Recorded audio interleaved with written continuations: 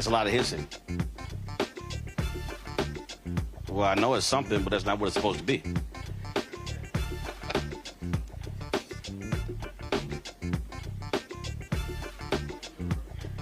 No, in the room. When I start, I'm gonna play a clip from the VP's appearance on The View, so you have the audio in the room.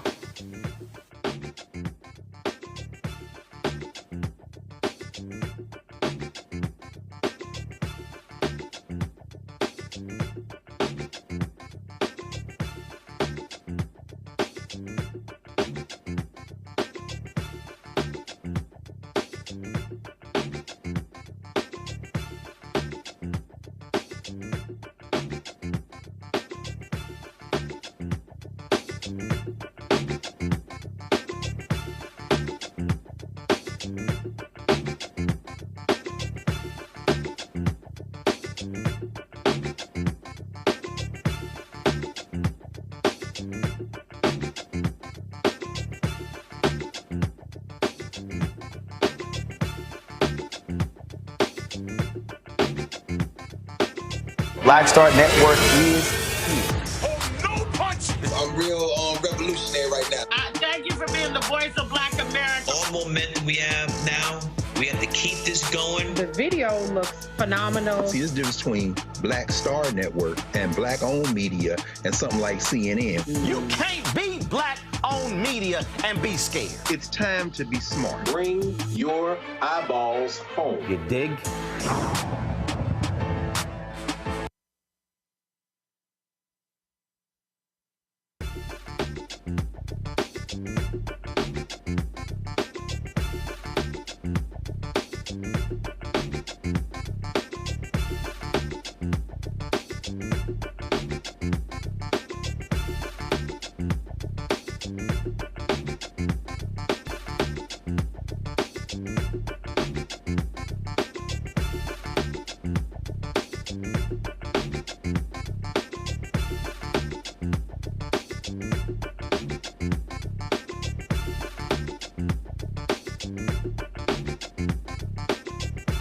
Today is Tuesday, October 8, 2024. Coming up on Roland Unfiltered, streaming live on the Black Star Network. We are live in Philadelphia. 28 days until Election Day. Lots going on.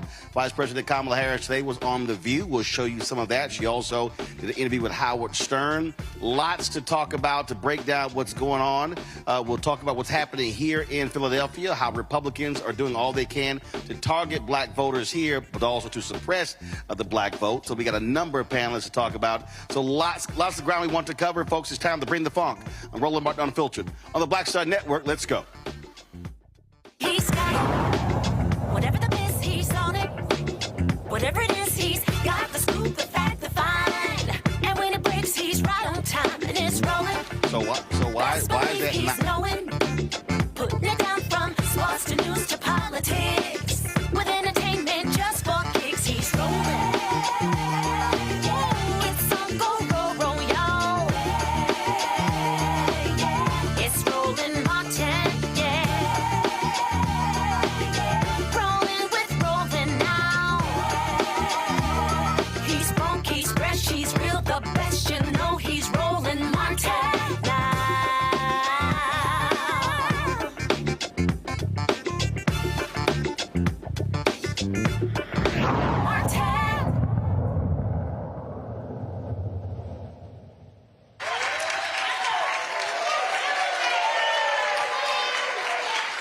Hey, folks, we're live in Philadelphia. Glad to be here, Mount Carmel Baptist Church. How y'all doing? All right, glad to see everybody out. And so we are looking forward to a great 2-hour broadcast talking about what's going on in this election. It's a whole lot that's going on, 28 days. Of course, Vice President Kamala Harris, Minnesota Governor Tim Walz against that orange dude, and the crazy dude who don't like women with cats, Trump and Vance. Again, a lot going on. This is a crucial battleground state. We're here in Philadelphia. Pennsylvania's often been described as Philadelphia, Pittsburgh, and the rest is like Alabama. But the reality is this here, and we know this, whether we're talking about Michigan and Detroit, how Philadelphia goes, so goes this state. If black folks vote our numbers in this state, it will be a victorious election night for Vice President Kamala Harris. And so lots we want to talk about. She continues doing a variety of media interviews. Today, she made her first appearance on The View since becoming the Democratic nominee. Here is some of what was talked about in that appearance. I took care of my mother when she was sick. She was diagnosed with cancer. And so it is a personal experience for me as well as something I care deeply about. You know, taking care of a parent, you know, that means trying to cook what they want to eat, what they can eat. It means picking out clothes for them that that's soft enough that it doesn't irritate their skin, right? It means trying to think of something funny to make them laugh or smile. And there's so much about that that really is about giving folks dignity. And to your point about being in the sandwich generation, there are so many people in our country who are right in the middle. They're taking care of their kids and they're taking care of their aging parents.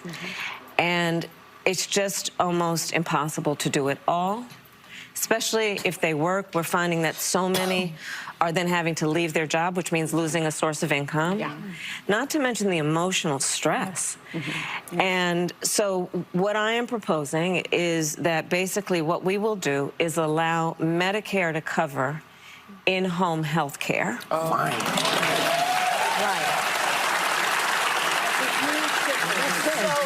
Because we're talking about these kinds of things where it's just about helping an aging parent or person, you know, prepare a meal, you know, put their sweater on. And it's about dignity for that individual. It's about independence for that individual.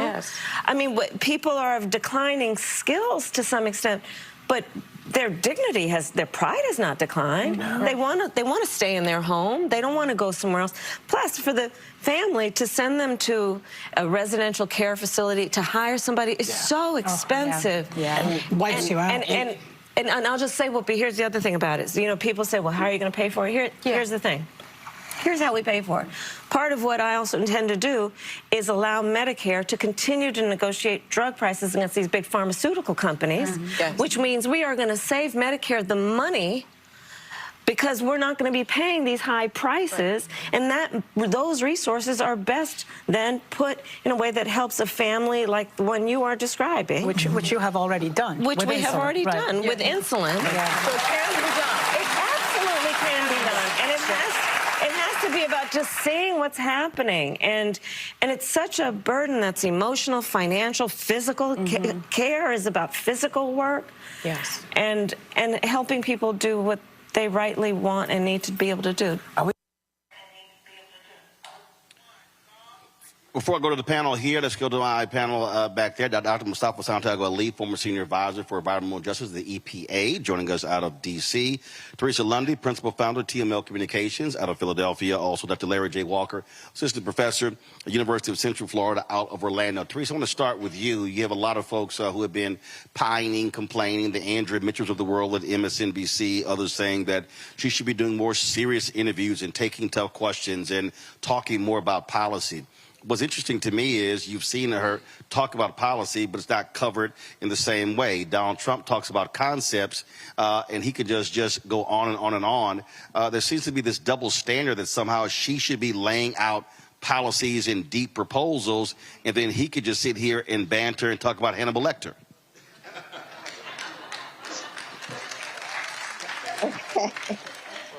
I love the live studio audience. You're absolutely right, Roland. You know, Kamala Harris has actually been talking about policy the entire time. She has been in office, but also on the campaign trail.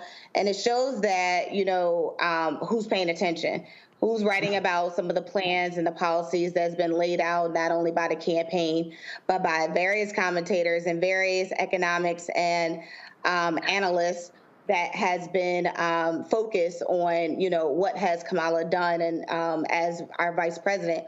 And so, you know, when we see the double standard taking place here, it's not surprising, but it's also very intriguing to watch and very interesting. But I think, you know, again, people are not slow. We're not jaded in any way, shape, or form, knowing that Kamala has put in the work. And, you know, she's winning. So it's nothing else that we can really say outside of the interviews that she is doing. They are serious. She is being invited. She's not, you know, doing paid interviews here. She's actually doing earned media with, you know, shows that actually have ratings and views into homes, into neighborhoods and communities that are watching the most. So I think it's a very great strategy. But again, the double standard is real clear here in this campaign.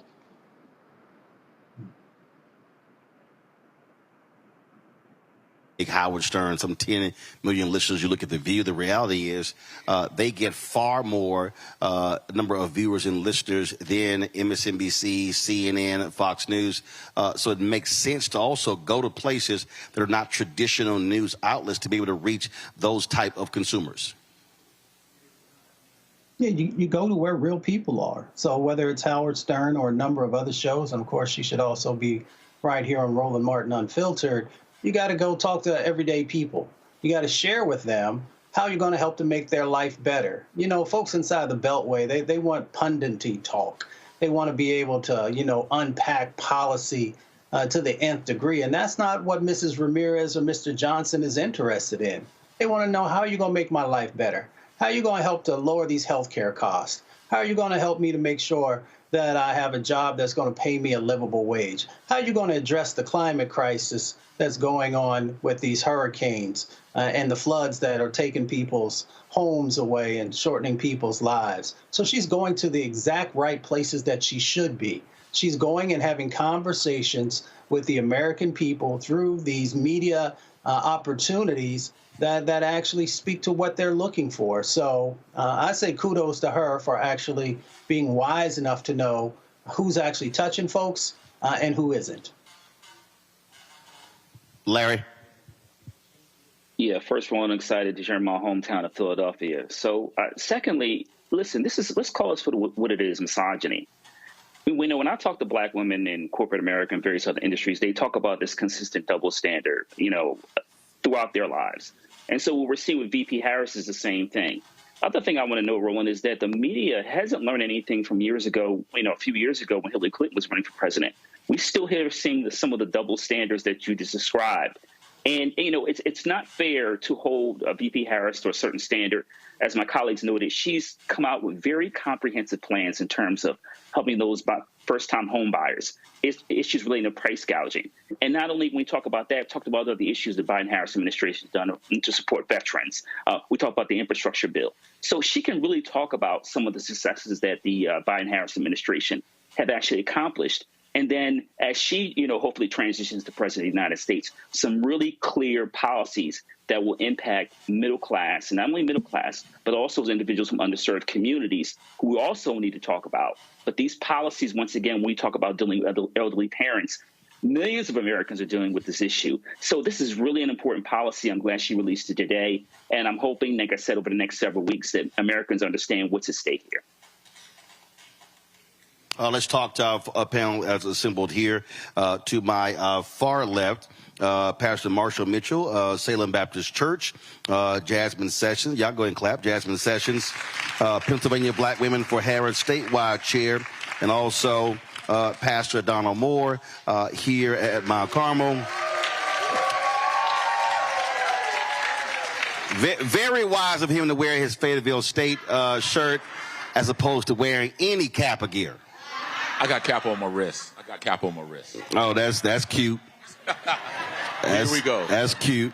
Well, you think I wasn't going to say anything? I'm just saying. If this is what we're going to do, we can do it. I'm just saying. First, remember. If this is what we're going to do. Remember, look, you get paid to talk, I get paid to talk, but I'm still an alpha. And I promise you, I can talk way better than you. You can't. I promise you. You can't, because remember, without alpha, y'all just cap aside. Y'all need our name in your name. This guy. See, when they start saying this guy, that means I ain't got no response. Oh, to no, what I he have a response. I just can't utter it in the house of the Lord. Oh, see, alphas can do this in church, outside of church. No, you can't. Y'all just can't control yourself. Yeah, we can. Let's get at it. Y'all want none of this. Because I really don't do this with people. Well, anyway. See? I was going to say I don't do it with people who've not been doing it longer than me, but go ahead. It's all good, though. I mean, but listen, y'all are a youth group. But it's all right. You are a Cub Scout group at best. Always. At best. I'm going to set it down this way. Always remember, when you're the president of Alpha, kiss the ring. Listen, man. Let me start. Of a Kappa, I can tell you something. Well, I ain't going to finish that. You can't. Because you can't. Because you can't. Let's get this started. You can't escape it. You're an Alpha. You have my deepest condolences. What little group you in? Ain't no little group. What's that? There's only one Kappa Alpha. Oh, please, man. Right in the 1911. Y'all dressed y'all dressed like deltas. Let's get this thing started. Let me get this thing started. I told y'all I cut deep. Michelle Obama said when they go low, we go hot. No, I go lower. I go all right, hell. Let's get out. I go low. I go to hell. I go low. I'm an AKA, and we are the first. You hit. Let's go. You hit below the. You hit below the knee. I'm gonna hit you in your ankles. All right. Let me ask y'all this question. Let's go. In terms of crossed a red line for me when you said y'all go to hell. I'm not going there for anybody. There you go. Precisely. But that is the Kappa home. Let's go. Let's talk. Y'all, we can do this all day. We can do it all day. All day. Let's get right down to it, because I got two alphas in the studio, Mustafa and Larry. That's how we do it. So here's the thing that when you look at what we're just talking about, it is amazing to me how often I keep hearing from these folks, we need to hear more policy. Listen, Hillary Clinton dropped all kind of policy in 2016, and then Trump, his stuff wasn't even on index cards. And so what is happening in this state? What is happening in this city? What are you hearing? And are you being inundated with data and information? I'll start on the far left. No, I'm not being inundated with information. I'm being inundated with text messages. I don't consider that information. Text messages from? Text from anyone who has a phone. It literally is overkill. I don't even read them now. I think what has to happen, running a campaign in the black community cannot just simply be done digitally. It's not done through analytics. Black people want to love, but we love viscerally. And we have to actually cut through the code of Democratic Party politics. The vice president has been to Philadelphia 16 times. She has visited with the National Association of Black Journalists, but she's got to come to the black church, which is still the arbiter of black people's conduct, opinion, and behavior. And I hope that people from the campaign are listening. I'm certain a few are here. But we do politics very differently. You can do some of it digital. It's just like church now. I love having digital members, but it's my analog members who show up every Sunday, who pay the bills and get it done. And so the politics of our community has to look different. Well, we're living in a world where you actually have to do both, because again, the consumers have absolutely changed. But the question is, what is actually happening? What is happening on the ground? Are there town halls? Are there these conversations? So what is happening in this city, in this state, specific to African Americans? Go ahead. So I think that Marshall is absolutely correct. There does need to be a stronger ground game, but you also have to take into account the digital, right? Mm-hmm. Because as a woman of a certain age, right, my younger students, they want text messages. They want to go on social media. That is how they get their information, right? But also, I do feel like the campaign is swelling. The DNC energy was amazing, and they're capitalizing and riding that wave. I, too, am not being inundated by information, but I do think that Vice President Harris is coming to the people right now. So she is being very selective about the interviews that she's doing, because she is trying to reach the people.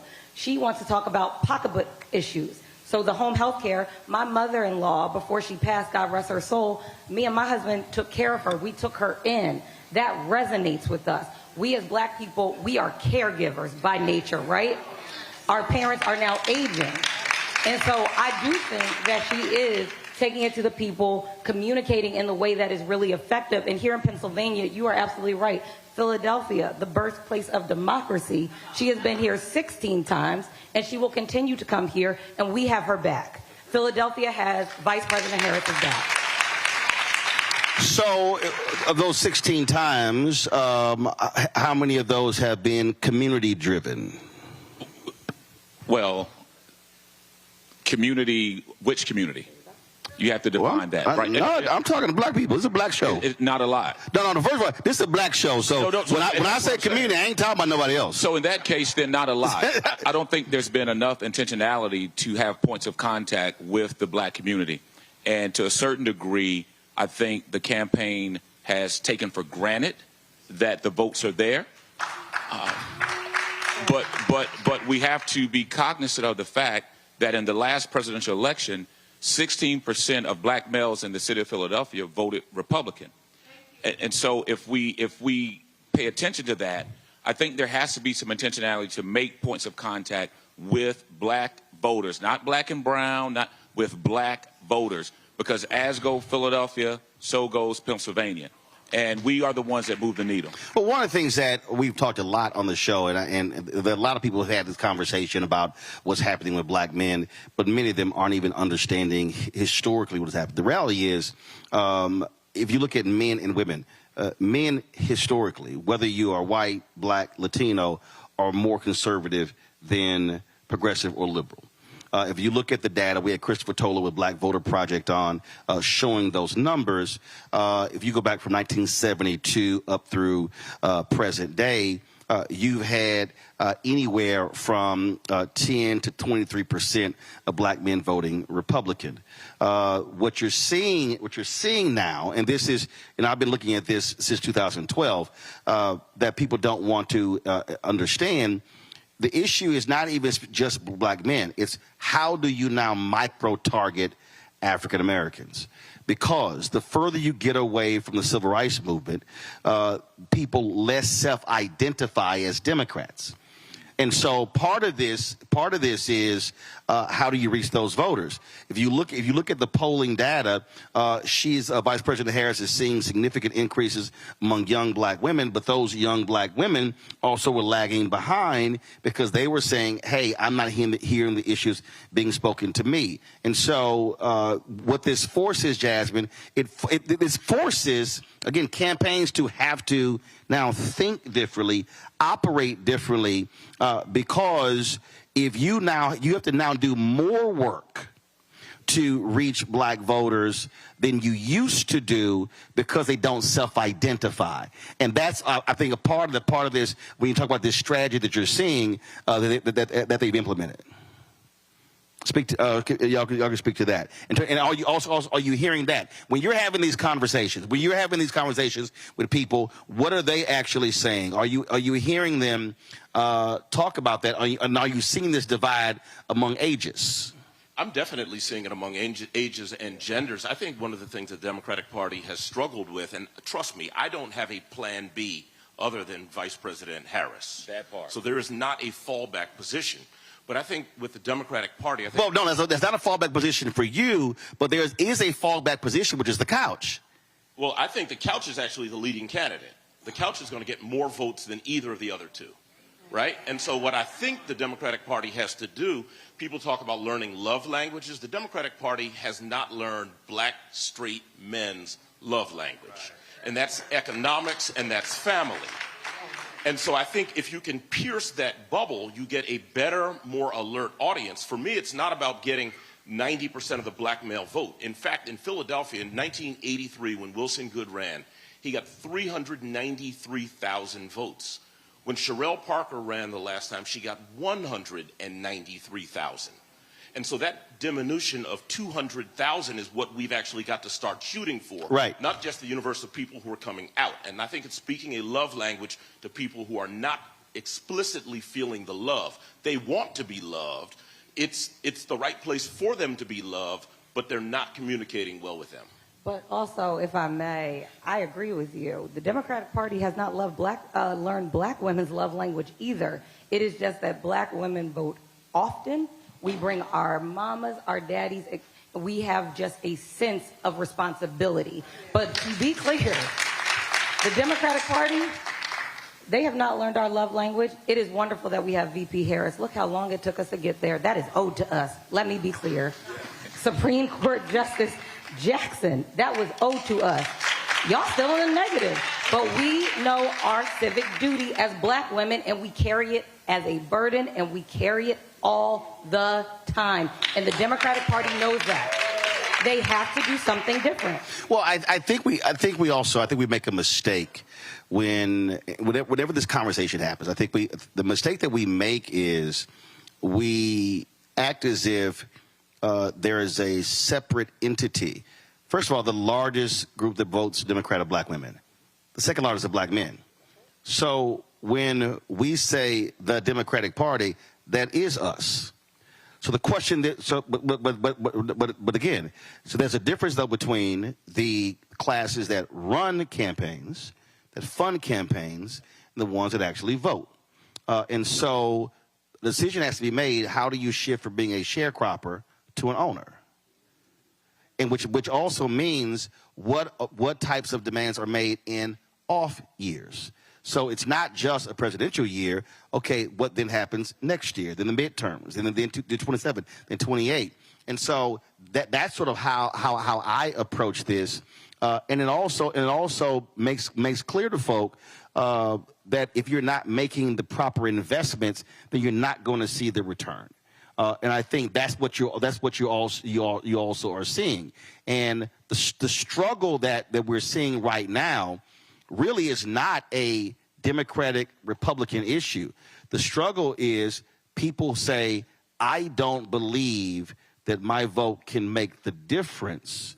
But what I keep saying to folk, Pastor, is, yeah, that means that we can't, after the election is over, then just go home.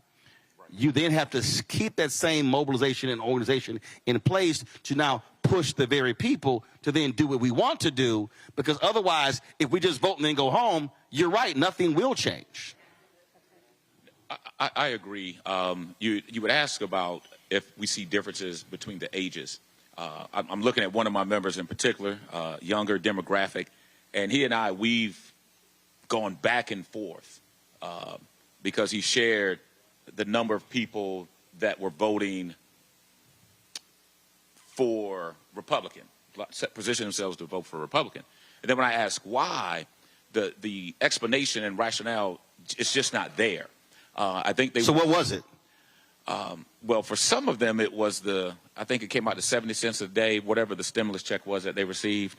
That, like, for them, I mean, that resonated with them. They didn't understand the politics behind the timing of those checks or anything. But for a large number of younger black Philadelphians, I can only speak directly for that, it was that a stimulus check. And so I said, so basically, you're selling your vote for 70 cents a day. But wait, hold up. Okay, all right. So, no. But here's the deal, because my whole deal is you meet with folks where they are. But was it explained to those very same people that there were actually two stimulus checks? That was a stimulus check in 2020 under Trump. There was a larger one under Biden-Harris in 2021.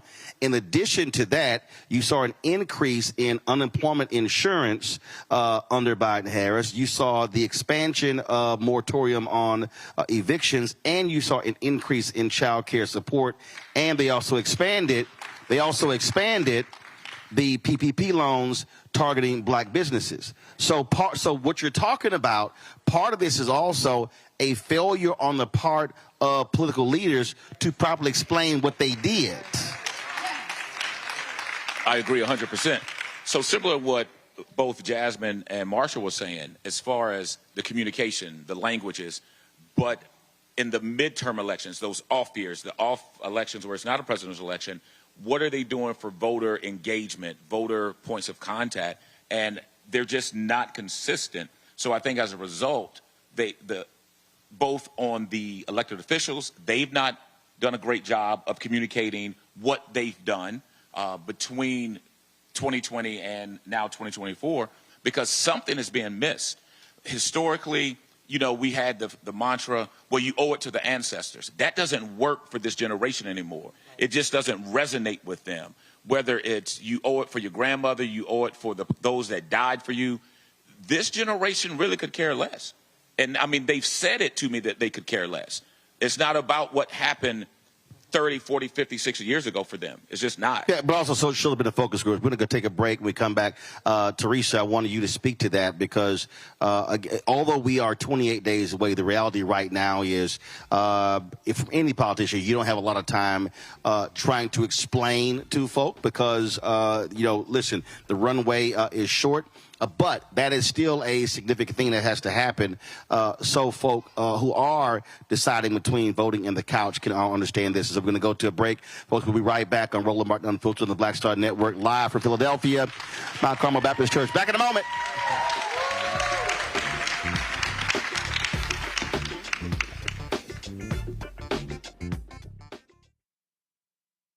He told us who he was.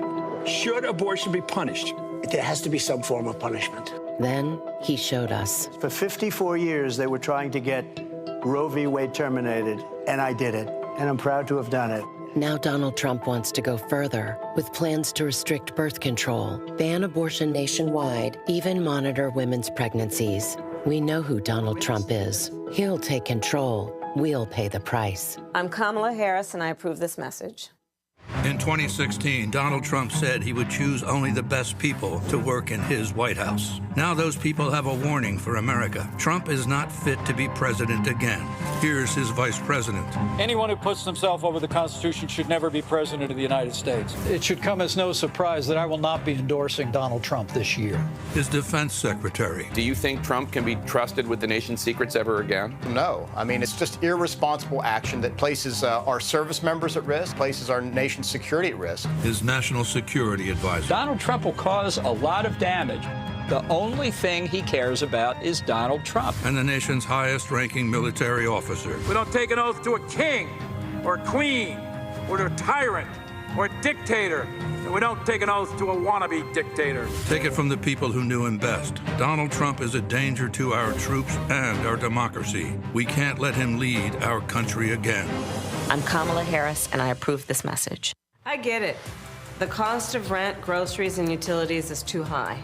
So here's what we're going to do about it.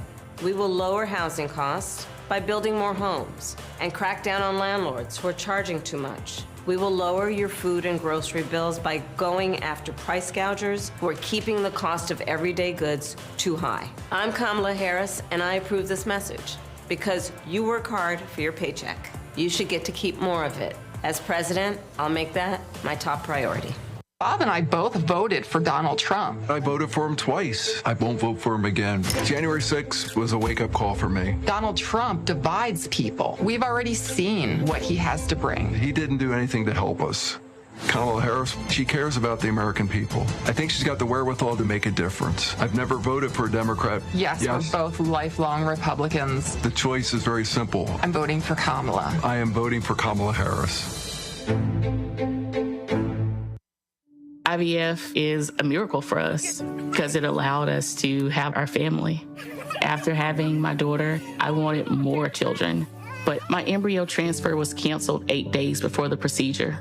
Donald Trump overturning Roe v. Wade stopped us from growing the family that we wanted.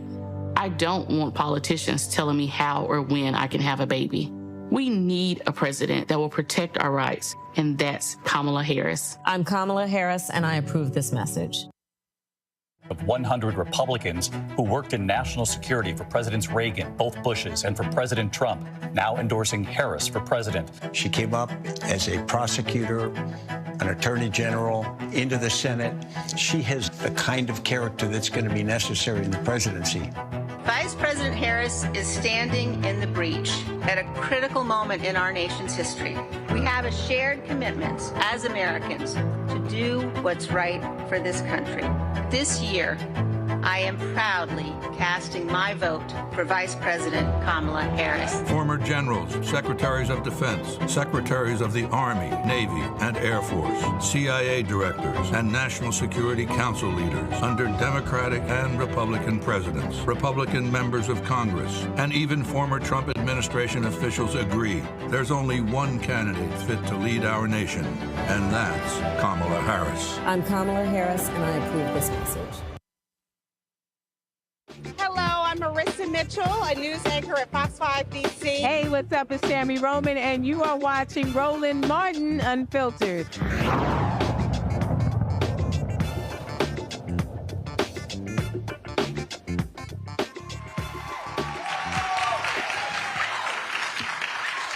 All right, folks, welcome back to Mount Carmel Baptist Church here in Philadelphia. Glad to be here. We'll continue our conversation. Teresa, I want to throw it to you because we've talked a lot on this show about messaging, lack thereof, things along those lines.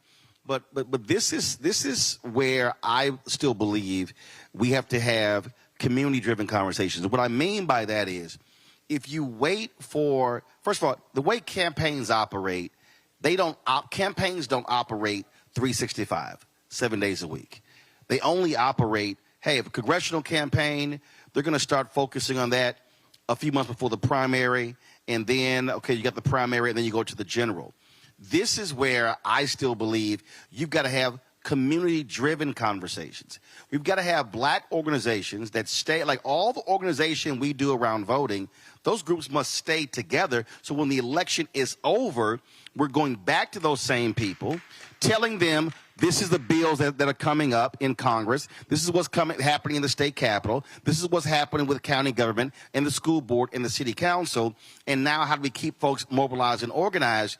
Because what then happens is we're hoping a campaign is telling folk what has happened when this is ownership of ourselves, trying to tell ourselves, no, what has actually happened that actually benefit us. Your thoughts? You're absolutely right. You know, conversations are so important now more than ever. I think when we start talking about what the communication strategy is for especially presidential campaigns, digitals are great. TV is very expensive, but hitting those doors and having these community conversations, having Roland Martin in your church and your community helps the dialogue. And the reason why is because sometimes, you know, there's so many mixed messages. There's so much fake news. There's so much positive news that is happening during our cycles each and every day. Sometimes it gets overwhelming.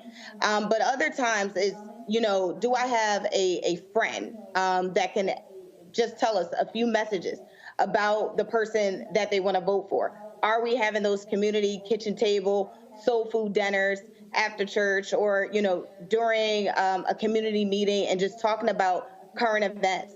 So if we're not doing, I think, you know, look, we have 28 days left.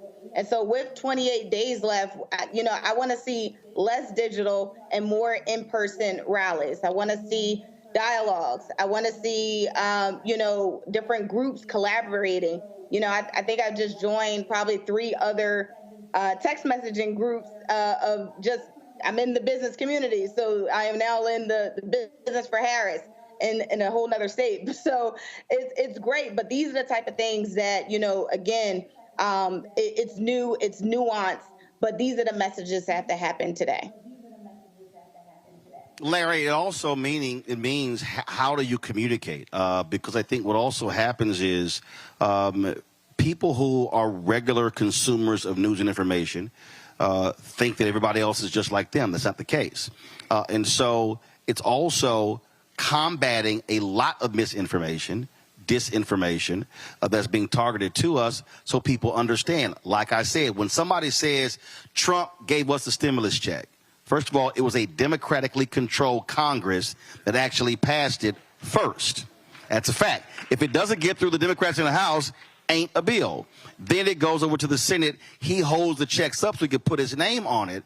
But again, and so that also requires, Larry, where it's not a Democrat-Republican conversation.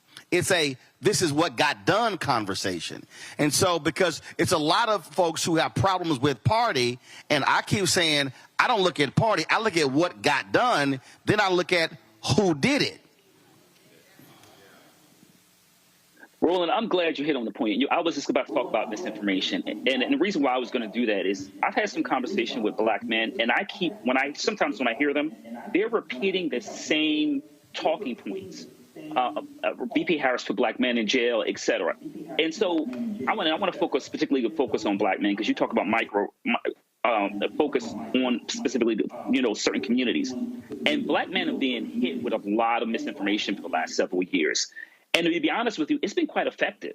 I think it was Senator Kelly just this past weekend was on one of those talk shows, and he talked about a lot of the misinformation that China, Iran, and some other countries are, involved in, and particularly targeting black men. And we know that we saw that the last several years. But we do have to do a good job of explaining to black men about the infrastructure bill, the CHIPS and Science Act, and various other pieces of legislation, student loan forgiveness, all these other issues, insulin, capping insulin, all these other issues that are critically important as it relates to like I said, when we talk about Philadelphia in terms of how it's going to impact, your grandmother, or your mom, or you, or these other individuals, in contrast to the Trump Project 2025 plan, getting rid of overtime, coming after unions, all these other issues that will hit your pocketbook and have obviously have a major impact on the black community. But once again, the amount of misinformation that black men have been exposed to is like nothing I've ever seen. And not only concerns me for this election, but it concerns me over the next 2, 4, 6, 8 years.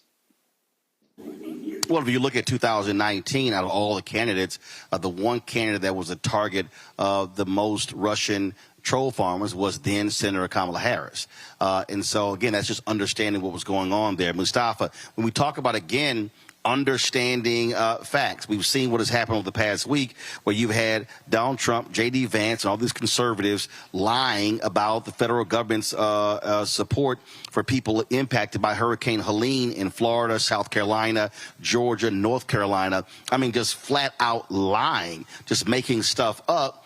And then you hear folks sitting here trying to trash President Biden, Vice President Harris. So here's a perfect example. You've got this hurricane bearing down on Florida right now. Go to my iPad. These are the members of Congress, Republicans, Mustafa, that voted against funding for FEMA. And I can guarantee, including Byron Donalds, you see him right there. You see one of the biggest loudmouth, Matt Gaetz, and Anna Paulina Luna, also another loudmouth. You may have seen that video when then Senator Harris was accosted in the airport, and that was actually Luna who was yelling at her about something dealing with immigrations and Latinos. I can guarantee you, after the devastation, these 6 folks are going to be begging the federal government for money, and they're the ones who voted against FEMA. So, Mustafa, when you look, you deal with environmental issues. When we talk about climate change, we know which party actually says it's a hoax and which party says it's real. And so when we're having these conversations and people get caught up in, well, man, you a Democratic shield. No, you need to make a decision when it comes to the issues that matter to you. There's a clear difference between a person in one party or the other. There are very few people who are moderate. First of all, there are virtually no moderate Republicans. You do have moderate Democrats because of how districts are drawn. And so that's also part of the conversation, explaining to people issues and then who supports those issues. Yeah, one of the ministers there talked about intentionality. So there is intentionality by the individuals that you put up there on the screen to make sure that there is still chaos and conspiracy theories, because they know that then folks won't be able to make the right moves. They'll just get mad at somebody, and folks usually get mad at whoever's in power. There was intentionality also by the Biden-Harris administration to address issues inside of our communities. And I like facts and I like policy. So we know that we had a serious, and we still continue to have a serious issue with lead in the water. So look at which party actually did something about changing out those lead lines that are impacting our children and causing neurological damage.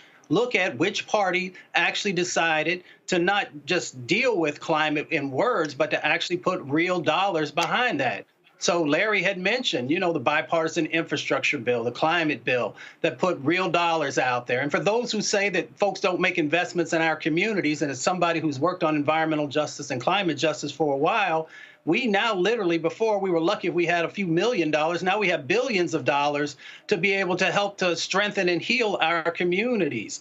When we look at the business side of the equation, there have been significant investments that the Biden-Harris administration has made that the Trump administration did not make in relationship to the new sets of opportunities around a clean economy. So we know that brothers care about making sure that they can have a job that pays more than just a livable wage, if I can say it that way. And we know that there have been numerous opportunities that are now out there. But it's not just about having a job. It's about also being able to create your own business, because brothers want to be able to create generational wealth. They want to be able to take care of their family in this moment and make sure that they're leaving something for the future as well.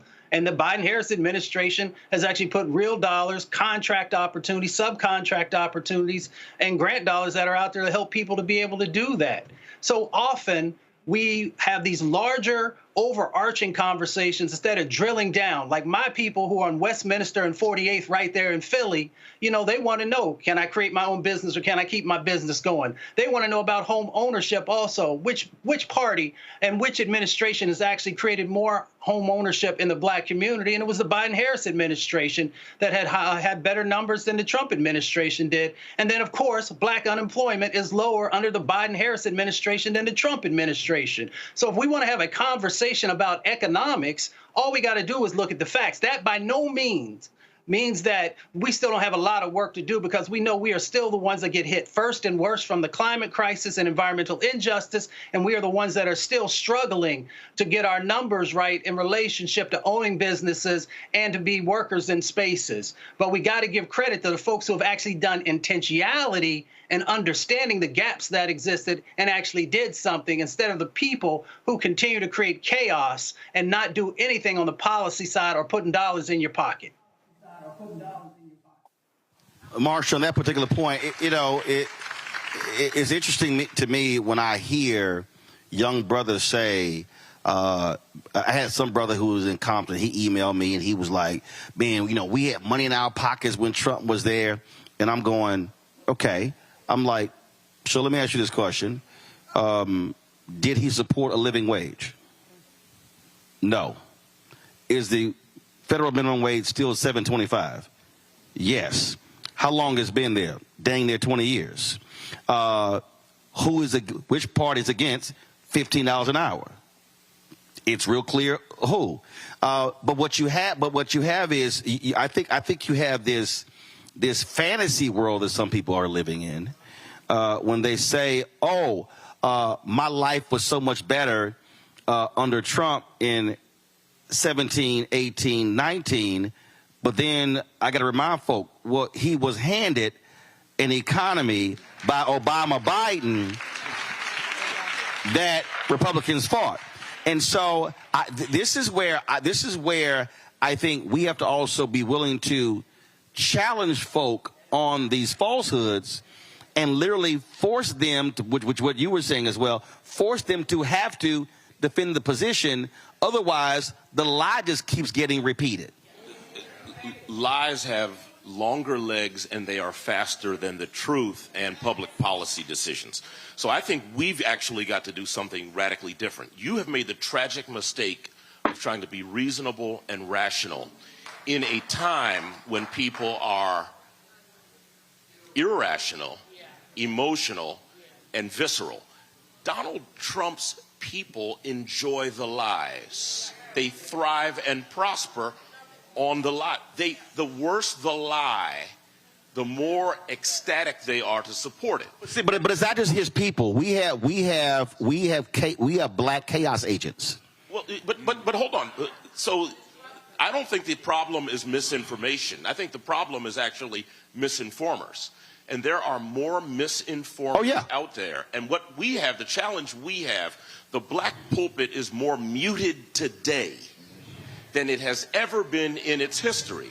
And black elected officials are also, in many ways, doing the work is not posting on Instagram. That's fun. But actually beating the pavements and doing the stuff that actually works, right? We seem to be allergic to it. Well, that's why what I said earlier. I love what Uncle Charlie Wilson said. He knew school and old school. I think the problem with new school is a new school thought believes everything that old school no longer applies. Yeah. And so when I said we have to go back to having those community conversations, one of the biggest things is you got to have Schoolhouse Rock 2.0. You got to literally have Civics 101.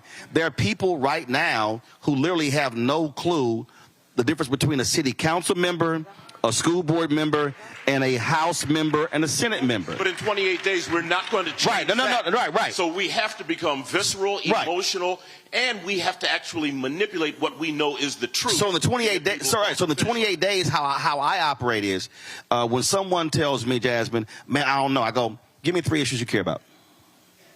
So I force them to give me 3.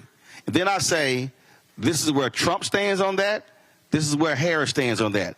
All right, now what you going to do? Because, see, now they are confronted with, but see, what you have is, when you talk about the misinformers, what you have is you have people who are, Democrats ain't done nothing for us. It's been 50, 60 years. Our communities have not improved. Very broad statement, okay? And then if you try to drill down, they don't want to hear it. But by forcing them to have to put some skin in the game, no, what are your 3 issues? And I'm going to tell you what these folks have done, which means that the person asking the question got to also be well informed. Very much so. I guarantee you, if you ask the average citizen about those 3 issues, they might have 1. They might have 1. They are so misinformed, they don't even now know what's important to them. And how do you combat that, right? How do you create a strategy around so much misinformation? I mean, I got to tell you, the Republicans are ruthless at this point. The Democrats are still trying to be demure. Okay? They still want to be a lady and polite. It is time to get ruthless because our lives, our freedoms, they are all on the line. I'm willing to go there. You see how we were all bantering about our sororities and fraternities? I'm willing to go there for Kamala Harris right now because I got J&J's watching me. I plays no games.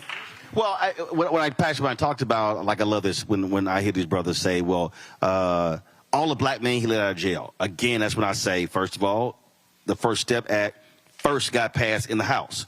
That was led by Hakeem Jeffries. That was a democratically controlled House. If it don't go through the House, it don't get passed. When it goes to the Senate, Democrats, Senator Harris, Senator Cory Booker, Senator Dick Durbin, and Republican Chuck Grassley said it ain't good enough. They forced it to be improved before it went to Trump. But here's the flip side that folk don't talk about, which, again, drives me crazy. And I keep hitting this. So if every brother who tells me that, I then tell them, okay, which Department of Justice, Trump, Pence, Biden, Harris, investigated more police departments? 12 under Biden, Harris, 1 under Trump, Pence. Which one said we're going to pull back on consent decrees? Trump, Pence. Which one has actually put more cops and jail wardens, the corrections officers, in prison for violating civil rights of people? Biden, Harris, not Trump, Pence. And because I had a brother, he was going off because he said, well, why didn't Kamala Harris, why did she call the governor of Missouri when Marcel Williams was executed?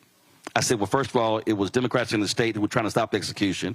It was a Republican Attorney General, Republican governor, Republican State Supreme Court, and Republican U.S. Supreme Court that all said move forward. I said, so I'm confused. How you got so much smoke for Kamala Harris and you just ignored all of the Republicans who said kill him?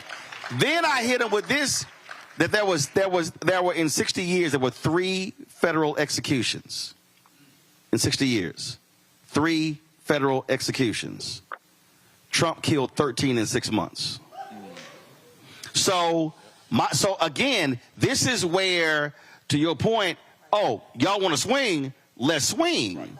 And you have to now that person says, I don't care, that's fine, but I just simply can't allow the lies to simply stand. And it's not just the lies that bother me and get me. It's the degree of spectacle that certain people have become accustomed or have an appetite for.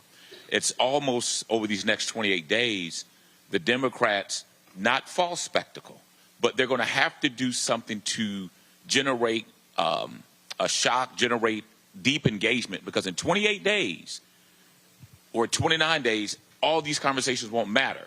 And not that they won't matter, because we still need to continue the conversations, but in 29 days, we'll be sitting around saying, wow, what happened? Wow, we can't believe. And then the pulpiteers will have to answer these questions. Well, Pastor, how did God allow something to happen like this? Well, no, you have the right to vote. You have to be registered. There's a part you have to play.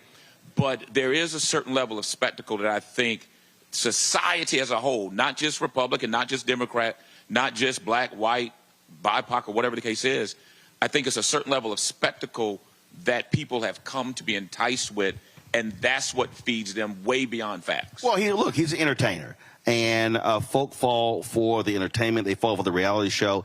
I just believe, when you were talking earlier about preachers, look, there are preachers I know all across the country. My wife is an ordained minister, and I think what has happened is, when you talk about being muted, I think what you have is you have so many people who are scared to death, thinking they're going to lose their IRS status, not realizing that they can't name one church that has lost their IRS status. Precisely, and you got conservative pastors literally in the pulpit saying Democrats are demons. And one dude is like, one guy literally said, if you voted for Biden, get out of my church. And he still got his IRS status. But the thing that I keep saying, you have to go old school. I can't listen to preachers continue to say folk need to go through the black church. And I'm like, yeah, but how am I going to go through you if your church door is locked? Mm-hmm. I mean, again, I'm going to go back to, you have to start asking some real questions. Where are you seeing these conversations? Forget the fact that we're here with the cameras. And here's what's crazy. I'll give you this one here.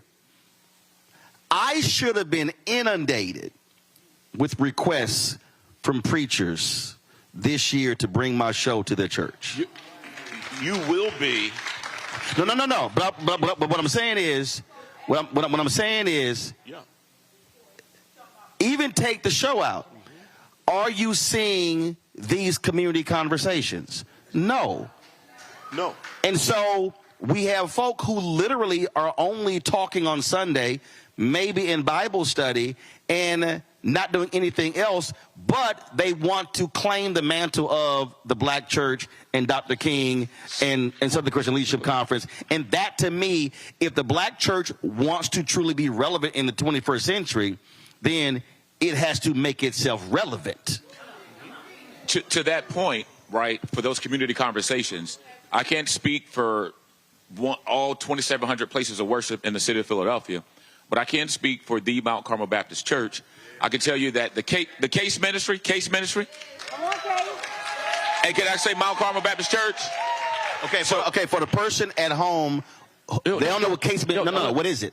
So it's our civic and community engagement ministry. Got it. And so the sole purpose for our case, civic and community engagement, is to do just that beyond Sunday morning. Because there are only 52 Sundays. There's 313 days left in the year. So what are we doing? So at Mount Carmel, since the third week in September, every Monday, we have volunteers that come, they do phone banking. We've reached out. The case ministry identified in the immediate area around the church, in the 19139, which happens to have a 20-year less life expectancy than all the other zip codes in the city of Philadelphia.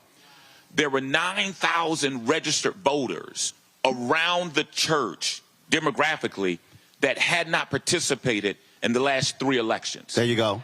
So we wrote personally handwritten postcards to them. We're going out to them. So it can't be Sunday morning. But see, again, I want to walk through that. First of all, you had to get the data. Right, and we got that from the commissioners. There you go. Correct. So the reason I say that is because I can't tell you how many people I've talked to around the country, when I tell them that data is public, they go, really? And I go, yes. I was in Cincinnati, and I was a brother. He's an alpha. He was talking about their voter. I said, bruh, y'all doing it wrong. He was like, we had football guys. I said, no, you're doing it wrong. He's like, what do you mean? I said, go pull the data of the 10, 15 most heavily concentrated black precincts, and then look at the data and see how many voted. And then focus your resources on that area, because elections are now margin elections. That Biden-Harris wins Georgia by just 12,000. Right. The 9,000 you talking about, it was 10,000 in Arizona. And so what you're talking about is exactly how it should be done. I'm saying a lot of folk aren't doing that because they're talking a good game as opposed to actually putting the plan of action to reaching those people. Go ahead. We did exactly that. Our church is in Montgomery County. Most of the people who are in Montgomery County who think they've arrived came from Philly. So they're from Germantown originally. So a sense of really who we are and where we started. We didn't really start in Germantown. We started in North Carolina, but Germantown is where we landed, right? And so what we did in Germantown is we looked at every single district in Germantown and took people through the district where they used to live. And what we found is in the midterm election, we found in Germantown and Mount Airy, 10% of the eligible voters in districts all across wards. We also have to remember that our black elected officials who love incumbency have a vested interest in keeping new, inspired, enlightened, and inspirited voters out of the polls. They want to remain honored and humbled and on Instagram. And we've got to break some of that appetite while we're fixing ourselves and understand where we are and where we can make a difference. And what happened in our congregation is 3 or 4 women in Germantown have now sent out 4,000 letters and postcards telling people who they are, trying to move the needle there. Right. So we got to remember where we've come from to make sure we get to where we're going. Which is why what I keep getting at, and even though it's 28 days, these things can be happening over the next 27 days. What I'm trying to get our folk to understand, Jasmine, stop waiting on a campaign or a party to do this, because the issues that we're talking about still impact us. That part. So that's I'm trying to get people to understand that you don't have to wait. The reason the phone call blew up, first of all, Win with Black Women started 4 years ago. First of all, people don't say it started 4 years ago. Why did they start? The sole purpose of them starting was to get then Senator Harris the VP job. That's how it started. Then it was like, okay, she got it. Then it was like, now we got to get him elected. Then when the election was over, they were like, well, we're going to keep meeting. That's how they were still meeting 4 years. That call that Sunday night when Biden decided not to run, that was their regular call. That wasn't in response to him dropping out. Then it blew up because people were like, yo, there's a call. And then that's how 44,000. Well, I was at a golf tournament in New Jersey when Biden drops out. I then hit Mike Blake. Mike hits me like, yo, we're going to do a call tomorrow with brothers. Next day, we had 55,000. So because of what black women did on Sunday, black men on Monday, on Tuesday, Latinas met. On Wednesday, South Asian women met. On Thursday, the white women met. On Friday, the black gay folk met. On Saturday, the Caribbean, I'm being serious, I'm telling you, the Caribbean folk met. Then the white men met. White dudes. Then all of a sudden, like y'all think I'm lying. A sister, understand. A sister hit me. She is a horror writer. Y'all think I'm lying. I'm telling y'all. Hold on. Let me plug it up. Y'all think I'm lying. No. She hit me up. Hey, Henry, do you see it? Do you see it, Henry? So on October 15th, it's called, pull it up, it's called Scare Up the Vote. Yeah. These are horror writers. So what happened was all of these groups, I'm telling y'all, she hit, all of these people realized, yo, we ain't got to ask nobody to do a call. We can just do a call. And so what I'm suggesting is, if we had that amount of energy that came in that moment, this is where our folk nationally, statewide, locally should be saying, well, wait, we can replicate that every single year in every community, but you have to care enough to actually make the call, organize it, and then follow through. Final comment before I go to break. So, did you hear me previously when I said black women will save the democracy?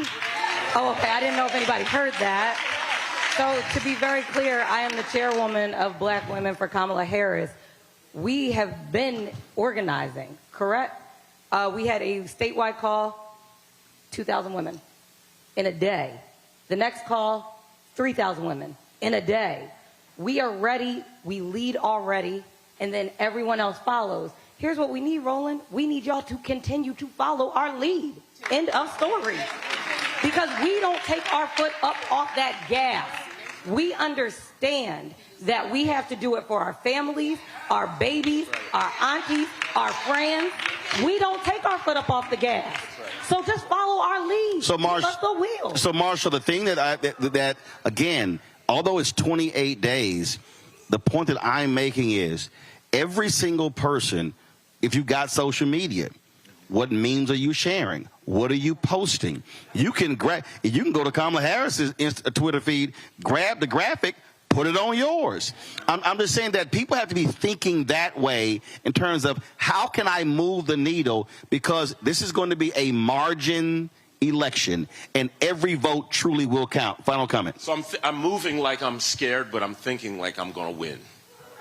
I really have to actually believe that. And I want the campaign to believe that, and I'm hoping that all of these estuaries turn into streams, streams turn into rivers, rivers dump into a bay, and then we have an ocean of votes. Final Pastor, for me, at this point, I can't even wait on a campaign. Right. Because for me, I'm looking at the fact that if Trump wins, Clarence Thomas and Alito are going to retire, and that is going to guarantee a hard right Supreme Court for another 50 years.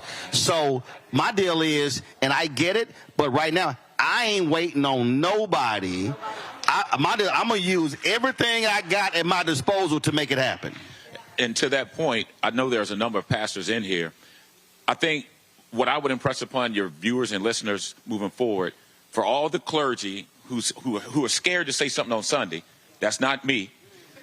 You can utilize your personal social media platforms. You are still an individual citizen that has freedom of speech and things of that nature. Use your platforms to meet your congregations, to meet and contact other people, because we have to do things unconventionally because it's only 28 days left. Absolutely. Is my panel there, or have they been dismissed? They're still there. Let me get a final comment from them, because in the next hour we're going to be just here at the church. So, again, 28 days, Mustafa, and folk who are watching and listening, they need to understand you got to be in this game. Just voting is one thing, but you should be saying, looking at your state right now, what's the registration deadline? How many people can I register before the deadline? That's the first thing. Then the second thing is, does my state have early voting? How can I get folk to vote early? And then if they don't, then how many people can I move and activate to get to the polls on election day? Mustafa, you go. My grandmother says you have power unless you give it away. We can utilize our power to make sure that we are making the investments inside of our communities, making sure that we are putting the right people there that we can hold accountable and who actually understand the dynamics that play out in our neighborhoods and inside of our families. But the only way that happens if we use our power to make sure that we're electing those individuals who won't who will make sure that they're there for us. So in the words of James Baldwin, he said that if I love you, I have to make you conscious of the things you don't see. Let's make sure that people see our communities and that they see the brilliance that exists there, and that we actually vote for individuals who care about us. Teresa. Here in the Commonwealth of Pennsylvania, which is going to be a battleground state, we need to know that there are 2 opportunities for in-person voting, which is October 21st. And then, of course, you can request your mail-in ballot by October 29th. So October is going to be a very good month for us. Make sure you tell your friends, neighbor, local congressperson, local neighbor, anybody that you fall into, that it's time to vote and it's time to do it now. But Teresa, but you also, isn't there something weird here where you got to sign the outside and that there's you got to follow a procedure with that ballot, correct? Yes, you do. And you know what? I don't have it in front of me. I wish I could, but our Philadelphia City Commissioner's office, you can go to philadelphiavotes.com, and they will be willing to help with that process. It is hard, but it is not. Actually, when you get your mail-in ballot, it'll show you a step-by-step on how to do it. But if you need further questions or support, feel free to go to philadelphiavotes.com to help you out. After the break, we're going to have somebody here explain exactly what that is, because the last thing we need are votes actually being tossed out. Larry. Roland, I want to note that Philadelphia has a strong black radical tradition. We talk about Reverend Leon Sullivan, Reverend Gray, among others, whether you talk about inside or outside the church. It's critically important that black folks go out and vote. I know they will in my home city of Philadelphia. But once again, we do have to have a conversation about how the kind of information that black men are being, targeted as it relates to information. But we have to realize that our lives are on the line with this election. And then if we don't vote the way we need to, we could face some serious consequences over the next couple of years. Indeed. All right, Larry, Mustafa, and Teresa, I certainly appreciate it. Thanks a bunch. Folks, we're going to go to break. We come back. We're going to have another panel here at Mount Carmel Baptist Church in Philadelphia. Roland Martin Unfiltered, broadcasting live on the Black Star Network. Folks, I say this all the time. Support the work that we do. We don't have, these conservative billionaires. They're funding conservative media. We don't have any of that. And so our fan base has been tremendous. Some 31,000 people have donated to our show since we launched 6 years ago. Some of the folks in the audience, I met some of you already. I certainly appreciate that. If y'all want to support the work that we do, I told y'all Cash App is still tripping with changing their rules, so we're still dealing with them on that. But support us, and yeah, a bunch of y'all are still old school. They send check and money orders. Trust me, it's still cash the same way. It's a little bit more work, but P.O. Box 57196, Washington, D.C. 20037-0196. PayPal, R. Martin Unfiltered. Venmo is RM Unfiltered. Zelle, Roland at RolandSMartin.com. Roland at RolandMartinUnfiltered.com. We'll be right back.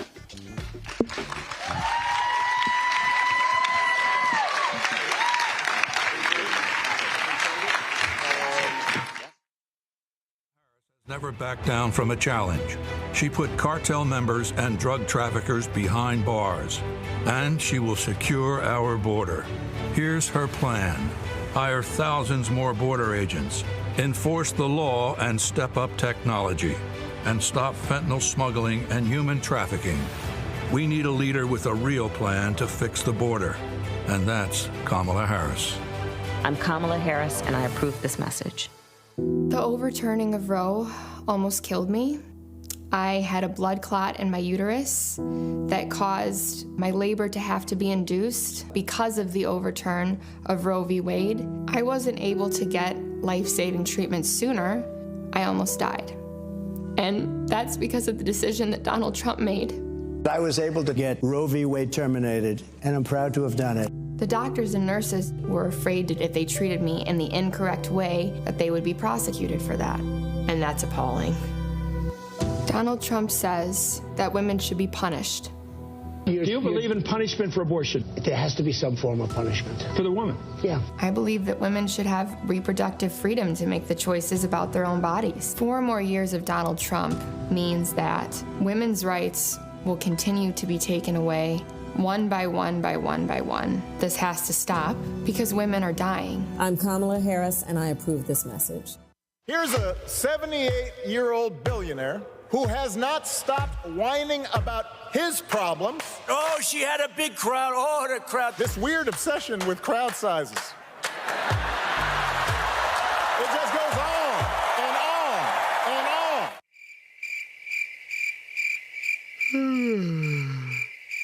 America's ready for a new chapter. We are ready for a President Kamala Harris. I'm Kamala Harris, and I approve this message.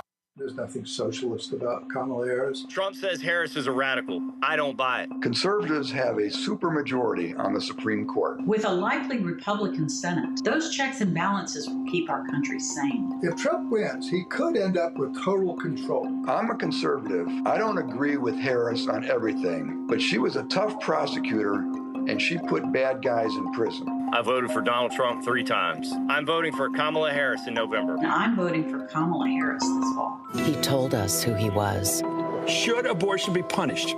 There has to be some form of punishment. Then he showed us. For 54 years, they were trying to get Roe v. Wade terminated, and I did it, and I'm proud to have done it. Now Donald Trump wants to go further with plans to restrict birth control, ban abortion nationwide, even monitor women's pregnancies. We know who Donald Trump is. He'll take control. We'll pay the price. I'm Kamala Harris, and I approve this message. I get it. The cost of rent, groceries, and utilities is too high. So here's what we're going to do about it. We will lower housing costs by building more homes and crack down on landlords who are charging too much. We will lower your food and grocery bills by going after price gougers who are keeping the cost of everyday goods too high. I'm Kamala Harris, and I approve this message because you work hard for your paycheck. You should get to keep more of it. As president, I'll make that my top priority. When you talk about blackness and what happens in black culture, we're about covering these things that matter to us, speaking to our issues and concerns. This is a genuine people-powered movement. There's a lot of stuff that we're not getting. You get it, and you spread the word. We wish to plead our own cause. Too long have others spoken for us. We cannot tell our own story if we can't pay for it. This is about covering us. Invest in black-owned media. Your dollars matter. We don't have to keep asking them to cover our stuff. So please support us in what we do, folks. We want to hit 2,000 people, $50 this month, raise $100,000. We're behind 100,000, so we want to hit that. Y'all money makes this possible. Checks and money orders go to P.O. Box 57196, Washington, D.C. 20037-0196. The Cash App is $RM Unfiltered. PayPal is R Martin Unfiltered. Venmo is RM Unfiltered. Zelle is Roland at RolandSMartin.com. Hi, my name is Freddie Ricks. I'm from Houston, Texas. My name is Sharon Williams. I'm from Dallas, Texas. Right now, I'm rolling with Roland Martin, unfiltered, uncut, unplugged, and undamn believable. You hear me?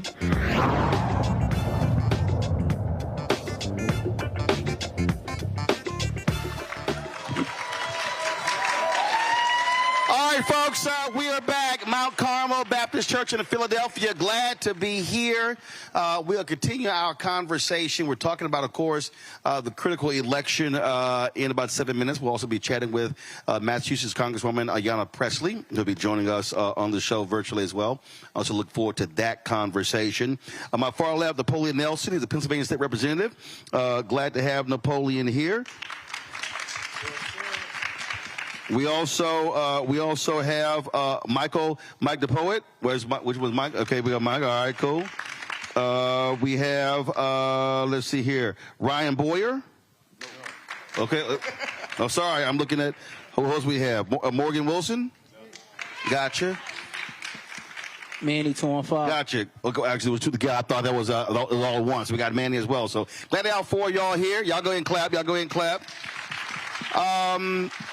As I said, we'll be joined by the Congresswoman in a bit as well. You heard what we were just talking about here. So I just want to get a sense from each one of you.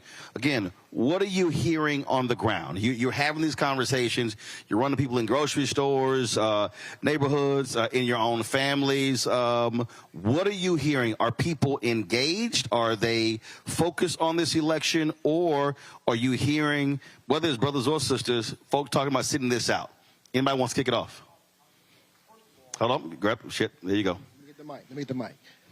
First of all, thank you, Roland, for doing this. Really appreciate all the work you're doing. For sure. Clap it up for Roland.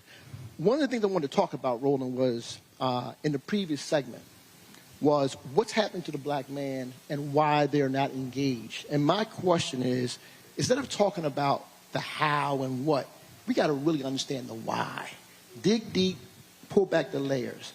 One of the things I think about is why are these young men not engaged and why are they believing this thing, the hype over? And I call it the John Wayne mentality.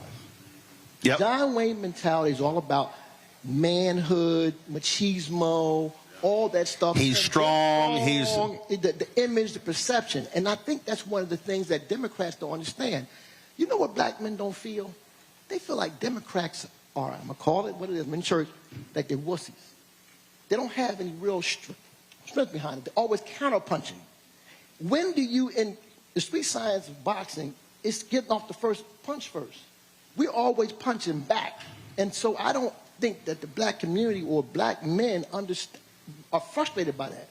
So if you feel as though you don't have power and that you're not engaged or you're not feeling like you're really taking control, that's the image that Trump projects.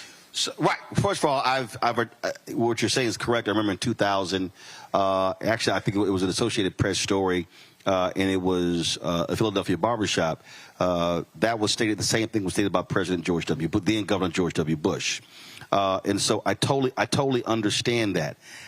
The only reason I think we have to teach folk why that's crazy is because Trump can sound strong, he can perform strong, but he's actually weak. But see, that's not. No, I understand. All right. And then I think what we then have to do is, for the folk who are looking for the performative, oh man, he talked tough, he gonna do, you know, even though I disagree with him, he gonna do what he say, but is that hurting you? Because so again, I understand this because that actually applies this notion of toughness, of manhood, but manhood is also winning. No question. And I think that I think that is an issue which again requires us to have to walk folk through. Okay, you like him talking tough, but are you actually hearing what he's saying? And then how is that going to impact you? Got it. And what Marshall Mitchell said, Reverend Marshall Mitchell said the last segment was, they're believing the lie. They are drunk on the lie. They're drunk on the perception. And this is what I think the message that Democrats don't understand. They have to change their messaging and their approach. You have to have a very aggressive approach to go about this. You can't take this passivity kind of approach. And that's what's wrong. Listen, if it's a lie, they don't care about it's a lie. It's what they see, and it's the image that he projects. He said it in 2020. Hey, listen, how's your life feeling? If they're not working for you, Democrats, all these years, hey, what did he say? He said, "What the?" He first said, "What the hell do you have to lose?" Exactly. And then repeat. That resonated, Roland. Right. Well, wrongly, rightly, it resonated. Right. It resonated, and they lost a whole lot.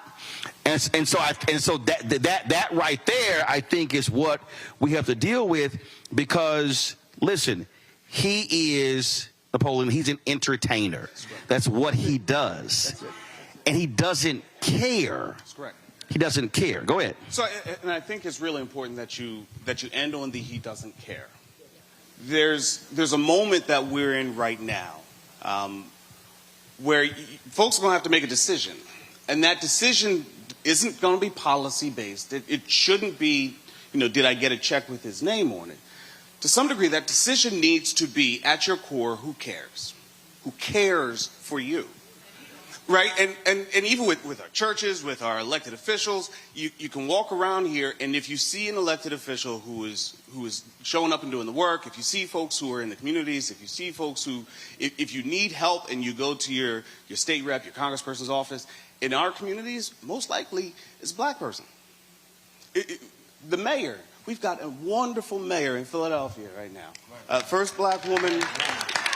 And we celebrate, as we should, we celebrate all of that. I'm chair of the Legislative Black Caucus in Pennsylvania. We've got 38 African American and Hispanic American and Asian American folks in Harrisburg who represent communities throughout this Commonwealth. 38 of us, including the first black female Speaker of the House. We've got African American men who are leading our appropriations committees in the House and the Senate.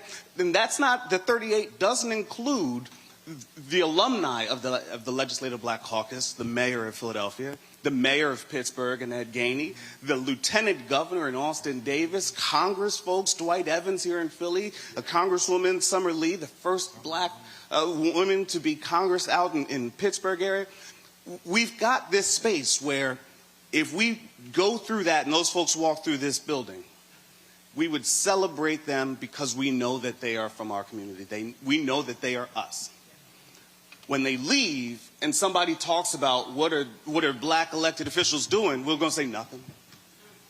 And it's not true, right? There's a whole, I appreciate all the work that you're doing in trying to explain to folks what it is to be an African-American elected official in Harrisburg, an African-American elected official in Washington. I'm telling you it's hard. I'm telling you, for a candidate, it's really hard, because not only do you have to run around this country trying to raise dollars, and Kamala has done the thing, you know what I mean? Because we showed up,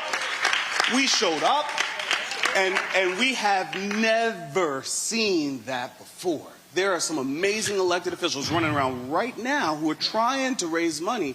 And the reason why Win with Black Women and all of these amazing efforts started is because when Kamala was running for president, when Coyer was running for president, these folks, they couldn't raise the money to be able to compete. So what they have to do now, what Kamala needs to be doing right now, if we're talking about it, what she needs to be doing right now is running to somewhat rural parts of Pennsylvania, certainly coming back to Philadelphia, certainly coming back to the church, but then she needs to understand to win, we have a job to do, and she has a job to do. So Manny, the thing for me is, again, what I like to focus on, I like to frankly remove party from the conversation. Yes. I like to remove even personalities. At the end of the day, what did you do?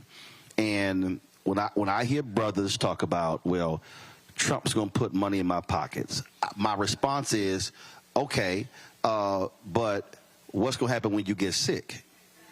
Which I then go back to, the Affordable Care Act completely changed health for black people in this country. And then some cats were like, yeah. Then I say, well, who tried to kill it 60 times? Right. See, I think what has to happen again here is we have to be, if we get caught up in a party debate, then we're losing it. It has to be what got done and how did that specifically impact you. When we have that conversation, then I think we can educate some folks. Just again, real quick, I want to know, what are you hearing? When you're talking to people, what are they saying to you? What are you hearing? Listen, I think everybody's excited. I think everybody's tired. I promise you that. But I think we're realizing that this is our moment. It's going to be close. It's going to be close. Michael? It's going to be a very tight election, and we know it. Michael, what are they saying to you? What are you hearing? I hear excitement. First, give honor to God to be able to hold space here. I'm hearing that we need the help of the enlightened to be lights. I'm from South Philly, born and raised, veteran. So I appreciate and love America in a different way. I was introduced to policy because I realized from Rep. Nelson and Jordan Harris and all of that, there were so many people that looked like me in the State House that I felt energized enough to donate my time, my energy, my money, my platform to a cause, because it is my responsibility to leave this city, this commonwealth, this country in a better place than I found it.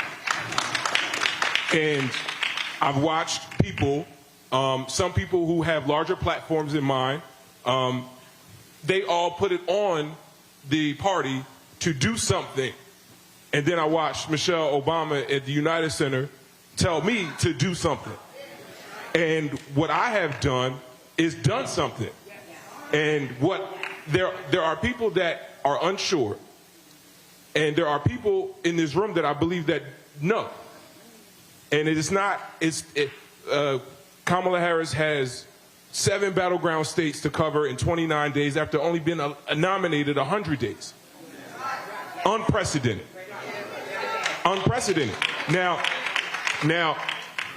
it's on us as the enlightened to be a light. Right. Did you know that down the street at that Popeyes, you can take somebody every day from now until early voting closes and vote for them, vote with them, take them to the water. And I think that's... Hold on. So how far is the Popeyes? The Popeyes is on 56 and Lancaster Avenue. Right. There is an early voting. Shout out to Omar Sabir. Right. And tomorrow. Early voting right next to it or in the Popeyes? It's adjacent. So you can get you a three. Right. You can go vote and you go get you a 3-piece. In Jesus' name. Okay. In Jesus' name. See, what I'm hearing is that as much as we need Kamala Harris to speak to us, I stand with my black brothers who say we have not yet heard a message specific to us. But ask not what you can do. Ask not what your country can do for you. What can I do for Ms. Harris? But here's the thing that I've heard folks say that, and the reason I disagree with that, is because when the vice president is talking about black maternity issues, that's black men, because boys are being born. That's not her talking to women. Black women dying or having issues in childbirth, that's a black male issue. Healthcare, that's a black male issue. Housing, owning a home, that's a black male issue. It baffles me when I hear folks say, I need to hear a black male agenda, when I'm going, every single one of those has a direct impact on. I did not ask for a black male agenda. No. I'm not meaning you. I'm saying I've heard that all across the country. Yeah. And when I hear that, I challenge them by going, okay, can you name me what that is? And typically they actually can't. But I want to get what are you hearing? What are you hearing? What are they saying to you? And what are you responding back to them? Bismillah and alhamdulillah, salatu wassalam, rasulullah sallallahu. So real quick, raise your hand if you was born in the year 1997 or below. No, I'm talking about sooner, from 97. You mean 97 to present day? The present day. Right, because you said below, that was me. I'm 68. That was below. No, below. As gotcha. So day. Raise your hand. 97 present day, raise your hand. 97 to present day, right? Okay. I'm the only one raising my hand. No, you're not. No, you're not. It's about 4 over there. Right there, sis. I see you. So that's it's about 3 or 4 over there. Go ahead. We got my man right here, right? No. Hold up. He asked the question. He got the answer. Now go ahead. Now the question was, if you born 97 forward, raise your hand. And they raised it. You wasn't 97 or forward. It wasn't talking to you. If you premature gray 97 forward, go ahead, man. No, I just wanted to make that demonstration for you guys to understand, like, who I'm speaking for and what I represent. For those who don't know, I do a lot of community work here in the city of Philadelphia. I got a nonprofit called the What I Wish I Knew Foundation. And also, like, I strategically advise the #1 gun violence organization in the country, Every Town for Gun Violence, as it relates to their strategy with Gen Z and connecting with Gen Z and millennials with gun violence in the black community. So when I speak on what it is that I'm going to say on this panel, I'm speaking for a specific group of people who don't get spoken on a lot, right? My cousin once said something to me a minute ago, and it changed my life. He said, if you wake up on the edge of your bed and you think about what you got to do, you already lost, because the day happened. It's already here, right? So I think the conversation, the election is here, right? We got to look at the statistics of data when we talk about what Gen Z did for Biden's campaign and him getting elected, right? Gen Z, we are a very, very, you got to show us something. It's an eye and ear game. It's an eye and ear game. You want to know why? Me born in 97, I was the first generation of kids raised on this right here, right? So our view on stuff is different. Yep. And every time I'm in positions like this and I'm in rooms, I always love to echo and mimic, because for me, right, and by the grace of God, I got a good track record. But for a lot of people, that's not good enough in spaces. You know what I'm saying? So when we talk about connecting with the people that's not being connected, Sherelle Parker, she won, right? About 200,000 votes. That's 10% of the city. what somebody spoke about earlier, let's talk about that 90% margin that we're missing out on that can relate to what's going on right now. So what I'm hearing in the city, right, and I'll pull this up, this analytical data. Just the other day on my timeline, somebody posted, said, who y'all voting for?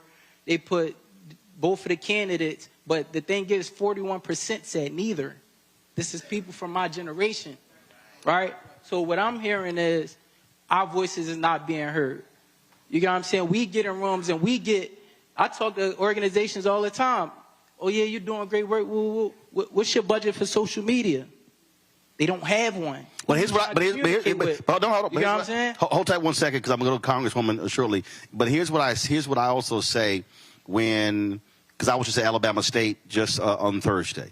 And I've been at other college campuses, and what I said to them was I said millennial and Gen Z, they actually make up the largest demographic in the country right now. Yes. And what often happens is they say, I'm tired of all these old people running. Then my response to them is, but the group that actually votes the highest in the country is 65 plus. And so the reality is politics works by who shows up. That's just fact. The squeaky wheel gets the most grease. One second. And so what I'm often, when we're having these conversations, what I'm often saying to millennial and Gen Z when we're having this discussion, and that is, if you want to see something change, the reality is you have to be in the game. And so so what's happening is there has to be more conversations directly with what you're talking about with folk to understand this is the game. If you don't vote, if you do sit out, you're guaranteed not to have anybody pay attention to you, because that's just how the political game works. I had some young folks came to Jesse Jackson Jr. when he was in Congress, and they said, man, if you ain't doing this, we're going to throw you out. He's like, no, you're not.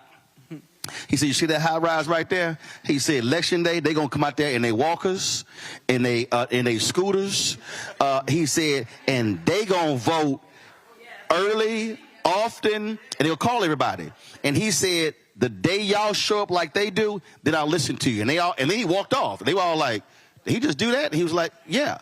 And so that to me is also, that's walking people through how this process works. But I want to put a pin in that right now, because again, we had some technical issues with the Congresswoman. I want to get her. I'm coming back to this, so just hold that point. Yes. Congresswoman Ayanna Pressley of Massachusetts has really been one of the voices talking about Project 2025 and its impact on our people, on this country.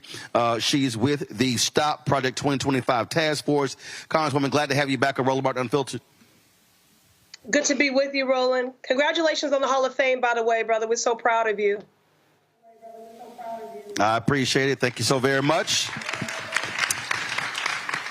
But you really been sounding the alarm at Project 2025, and that really took off when Taraji Henson called it out on the BET Awards, and it blew up. Then all of a sudden, when you sort of got to the convention, there hasn't been the same level of intensity. The Trump folks have been trying to deny that that has anything to do with them. They're like, oh, it has nothing to do with us. But the fact of the matter is, the agenda of the Heritage Foundation is absolutely going to be what Trump will do if he wins in 28 days. Absolutely, Roland. And bear with me a little bit, because there's a little bit of a delay on my end. But listen, Project 2025 is institutionalized Trumpism. It was written by Trump's friends for a Trump White House to advance Trump's agenda. And what is institutionalized Trumpism? It means harm to every person who calls this country home. They want to control every aspect of your life, from your womb to the bedroom to the classroom. They want to ban bodies. They want to ban books. They want to ban words. It is anti-blackness on steroids. When you're talking about eliminating the Department of Housing and Urban development, eliminating that, eliminating those civil rights protections, guarding against discrimination, eliminating the Department of Education. I was the lead negotiator in the House on student loan debt. I want to say something to that young brother. You know, you are powerful. The reason why an issue like student loan debt cancellation is an issue that has been mainstreamed into the discourse, and we were able to push Biden on that, is because we held him accountable to the coalition, multi-generational, multiracial coalition that pushed him on this issue, especially black borrowers, because it is a racial justice issue. They want to privatize these loans. They want to stop the public service loan forgiveness program. They want to eliminate Head Start.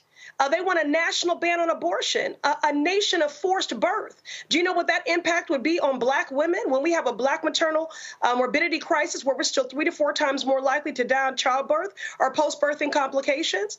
They want to fire massive firings and hiring freezes and budget cuts when it comes to dedicated civil servants by using the executive action of Schedule F. You know, when we talk about black jobs for real, you're talking about some 3 million federal jobs, 1 in 5 of which are held by black folks. So 600,000 black folks, at least, who stand to be impacted and to have their livelihoods threatened if they're not Trump loyalists or sycophants.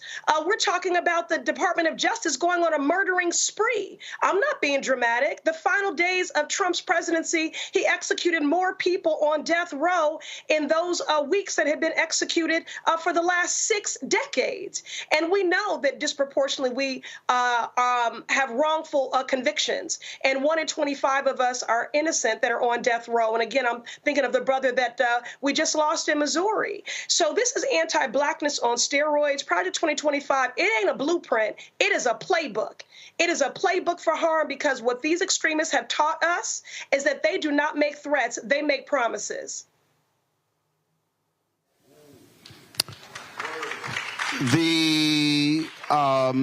When you talk about Project 2025, almost 1,000 pages, one of the things that I keep trying to explain to people that's in there, they want to target anti-white racism.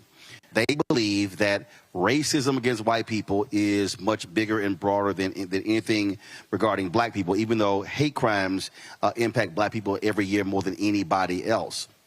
The other thing is when you look at what they're trying to do here, they literally, and Trump just the other day in Pennsylvania, he wants to go back to rename those military bases after Confederate heroes. It got a huge applause the other day. That's what they want. They want to go back and remember. They also removed they removed the Confederate flags, emblems from these military bases.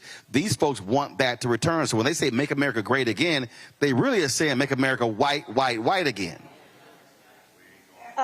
Roland, Project 2025 is about taking us back to Jim Crow and then some. And again, it is about the gutting of our freedoms, the dismantling of the federal government as we know it. And not only does it implicate the federal government, Roland, it implicates the courts, because as we see, the bench is stacked. That Supreme Court has been weaponized, and they have been enlisted as co-conspirators in this extremist march, which includes a national ban on abortion. And look at the other rulings that they have made, dismantling 50 years of precedent, affirmative action in higher ed, denying minority business development agencies, saying it's constitutional overreach to say that we have inequitable access to capital. So, you know, this would just be a scary movie if it wasn't real life. But what is our response to Project 2025? We have to stand in the gap. We have to be the firewall, because this far right-wing 922-page manifesto does not become manifest if we stand in the gap.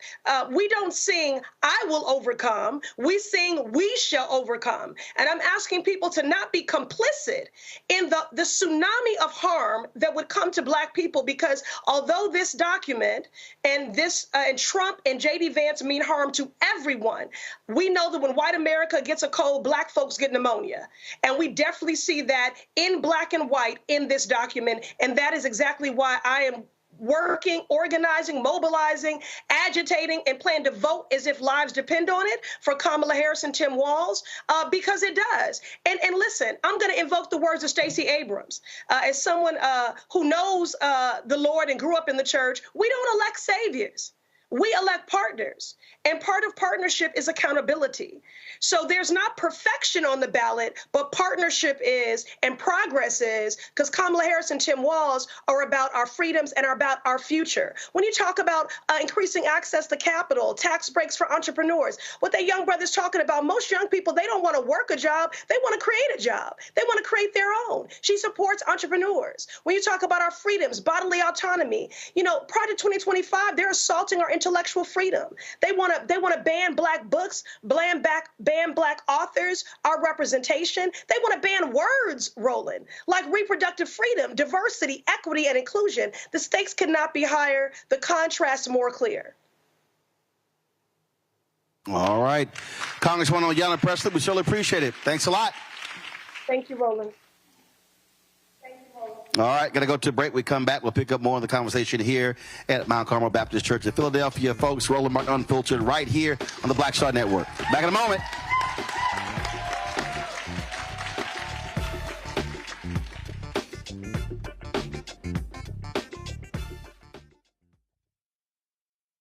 He told us who he was. Should abortion be punished? There has to be some form of punishment. Then he showed us. For 54 years, they were trying to get Roe v. Wade terminated, and I did it, and I'm proud to have done it. Now Donald Trump wants to go further with plans to restrict birth control, ban abortion nationwide, even monitor women's pregnancies. We know who Donald Trump is. He'll take control. We'll pay the price. I'm Kamala Harris, and I approve this message. In 2016, Donald Trump said he would choose only the best people to work in his White House. Now those people have a warning for America. Trump is not fit to be president again. Here's his vice president. Anyone who puts themselves over the Constitution should never be president of the United States. It should come as no surprise that I will not be endorsing Donald Trump this year. His defense secretary. Do you think Trump can be trusted with the nation's secrets ever again? No. I mean, it's just irresponsible action that places our service members at risk, places our nation's security at risk. His national security advisor. Donald Trump will cause a lot of damage. The only thing he cares about is Donald Trump. And the nation's highest-ranking military officer. We don't take an oath to a king or a queen or to a tyrant or a dictator. And we don't take an oath to a wannabe dictator. Take it from the people who knew him best. Donald Trump is a danger to our troops and our democracy. We can't let him lead our country again. I'm Kamala Harris, and I approve this message. I get it. The cost of rent, groceries, and utilities is too high. So here's what we're going to do about it. We will lower housing costs by building more homes and crack down on landlords who are charging too much. We will lower your food and grocery bills by going after price gougers who are keeping the cost of everyday goods too high. I'm Kamala Harris, and I approve this message because you work hard for your paycheck. You should get to keep more of it. As president, I'll make that my top priority. Hi, everybody. I'm Kim Coles. Hey, I'm Donnie Simpson. Yo, it's your man Deion Cole from Blackish, and you watch Roland Martin, Unfiltered.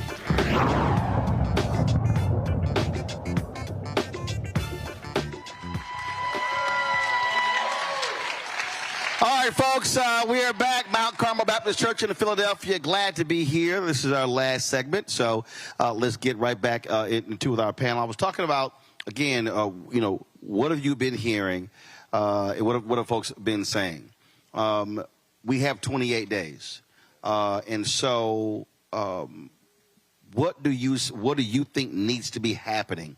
Community-based, individual-based, group-based, to drive our folks out, so we don't have these low numbers. Because when you look at all across the country, depending upon how black folks vote, the reality is if we actually voted 70% of our numbers, we sweep elections, city, statewide. So part of this issue is us. Not, look, I don't care what white folks doing. I don't care what Latinos are doing. But if you look at our numbers in certain states, we vote at 70% of our capacity. Literally, that's the margin of victory. So what is necessary for us to change that to get us to that particular point there? What do you think? Well, first of all, I want to just piggyback on something that Manning 215 said in the last segment. And one of the things I want everybody to understand, he said, we're not being heard. They're not hearing us. Martin Luther King said that rioting is the language of what? The unheard, the disenfranchised. I will add to this, not just rioting, it's also rebellion. These folks are rebelling, and one way you can show your rebellion is not show up. Disrupt the system, dismantle everything, blow it all up. And so for them, disruption or not showing up is a real thing to show their frustration that they're not being heard. We have to understand that, and you have to deliver it in a different way. Manning 215, he gave you the formula. Nobody's talking to us on the medium by which they are gaining information. So if you want to engage them, you got to go where they are. Social media is huge. You can't run away from it. So if you right, and I'm not saying throw the baby out. So if we're going, okay, but you got to both hands. Right. So I get frustration, but frustration still has to lead to results, and in a political game, in the political world, no one is going to deliver results if you don't show up. It's just that's. Go ahead. The issue of showing up, right, is because they don't even know. We don't even know. We don't even know. My organization, we did an event called Voices of the 215, right? And it was just about engaging people, letting them know what is the role of the city council person? What's the role with the mayor? You know what I'm saying? I asked the young boy in South Street, I said, yo, what council district do you live in? You know what district he gave me? The police district. Right? Right. No. Right. But when I say we don't even know, it's like, shout out to Meatball, right? She got locked up during a riot, right? Went super viral, she got locked up, boom. And my joint was this, it's like, yo, I get it. Judge should have been held accountable. The officer should have been held accountable. But we don't even know when we talk about Gen Z, and that relates to us as black people, we don't even know at the core of our progression and future, the youth, the core of our progression and future, right, that the judge that bangs the gavel is voting into their position. Right. So when we talk about the energy that should be there, it should be poured into educating our youth. So how? Okay, all right. So if the school, if we don't, because the reality is, I keep telling people, you're not going to have a school do that. Which goes back to, if it's not going to be school driven, it has to be community driven. Community based, yes. Go. No, you. I think Manny's point comes from a community and a home where voting wasn't top of mind, and the elders might have to take some accountability because, Manny, you're how old? 27. 27 years old. You've been able to vote 9 years. Yeah, twice. 2016 was like the first election. Well, no. Hold on. Twice in terms of president. Twice as far as like what we presidential. Presidential. Yeah, there you locally go. and all of that. There you go. A plethora. You know what there you go. Right. So I maybe not to single out Manny. It's systemic. I think it starts at home, and again, it goes back to the knowledgeable. Now, the plight of Philadelphians specifically is different. Every church that I grew up in South Philly is gone. And the people in my neighborhoods don't look like that anymore.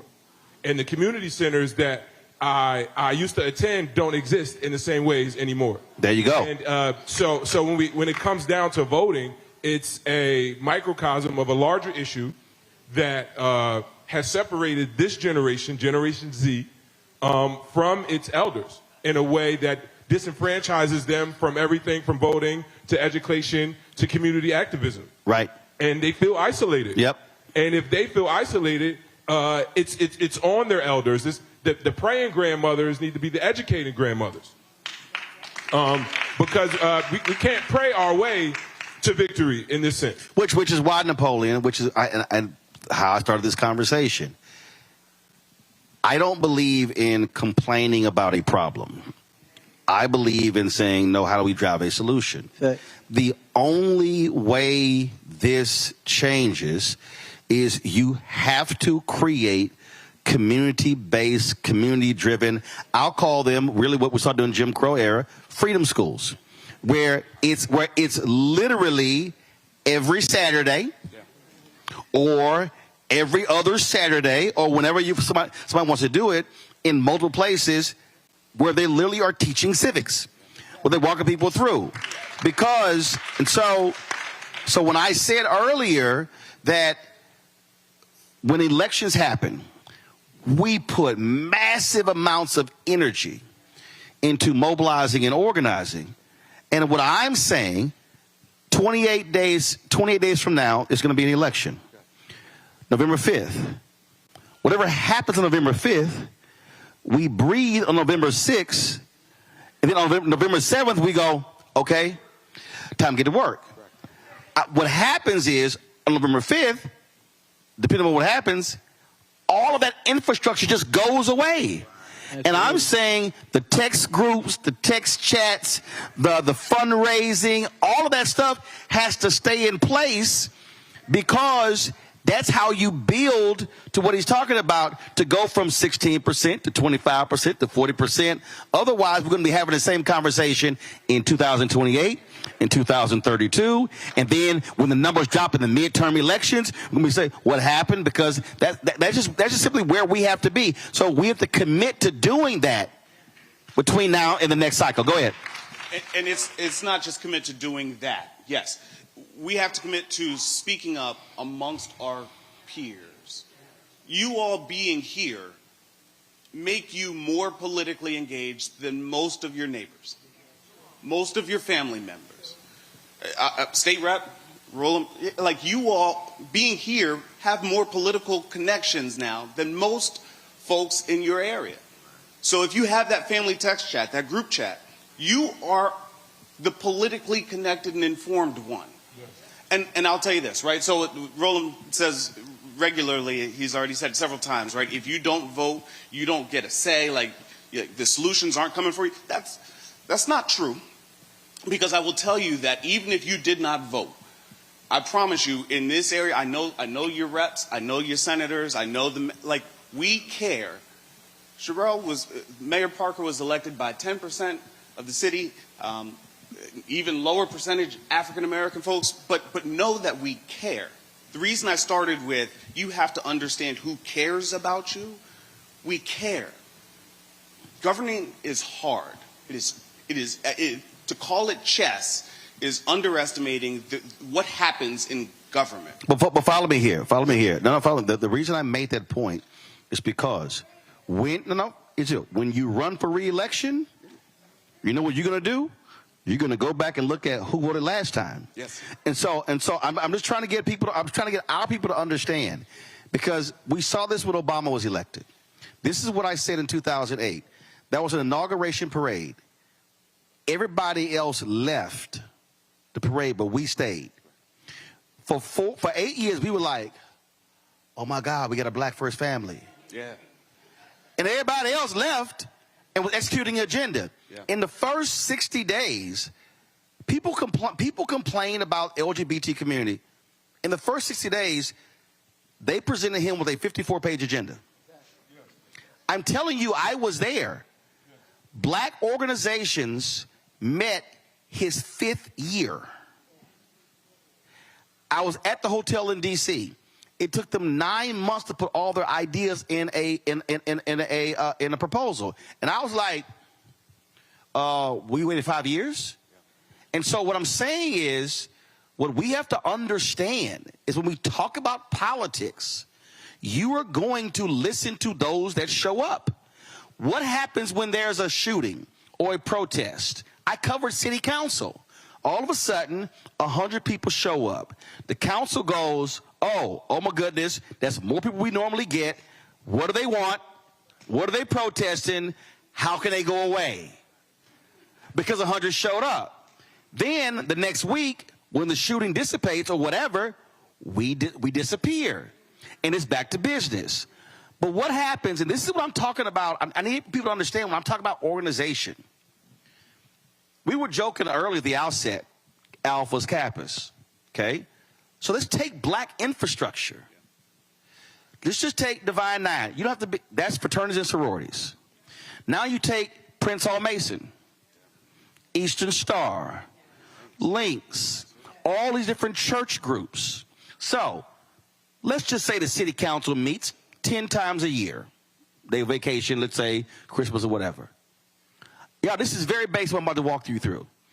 If Alpha said all Alphas in Philadelphia are going to roll to the city council meeting in February, Kappa's going to go in March, Delta's going to go in April, Zeta's going to go in May, Omega's going to go in June.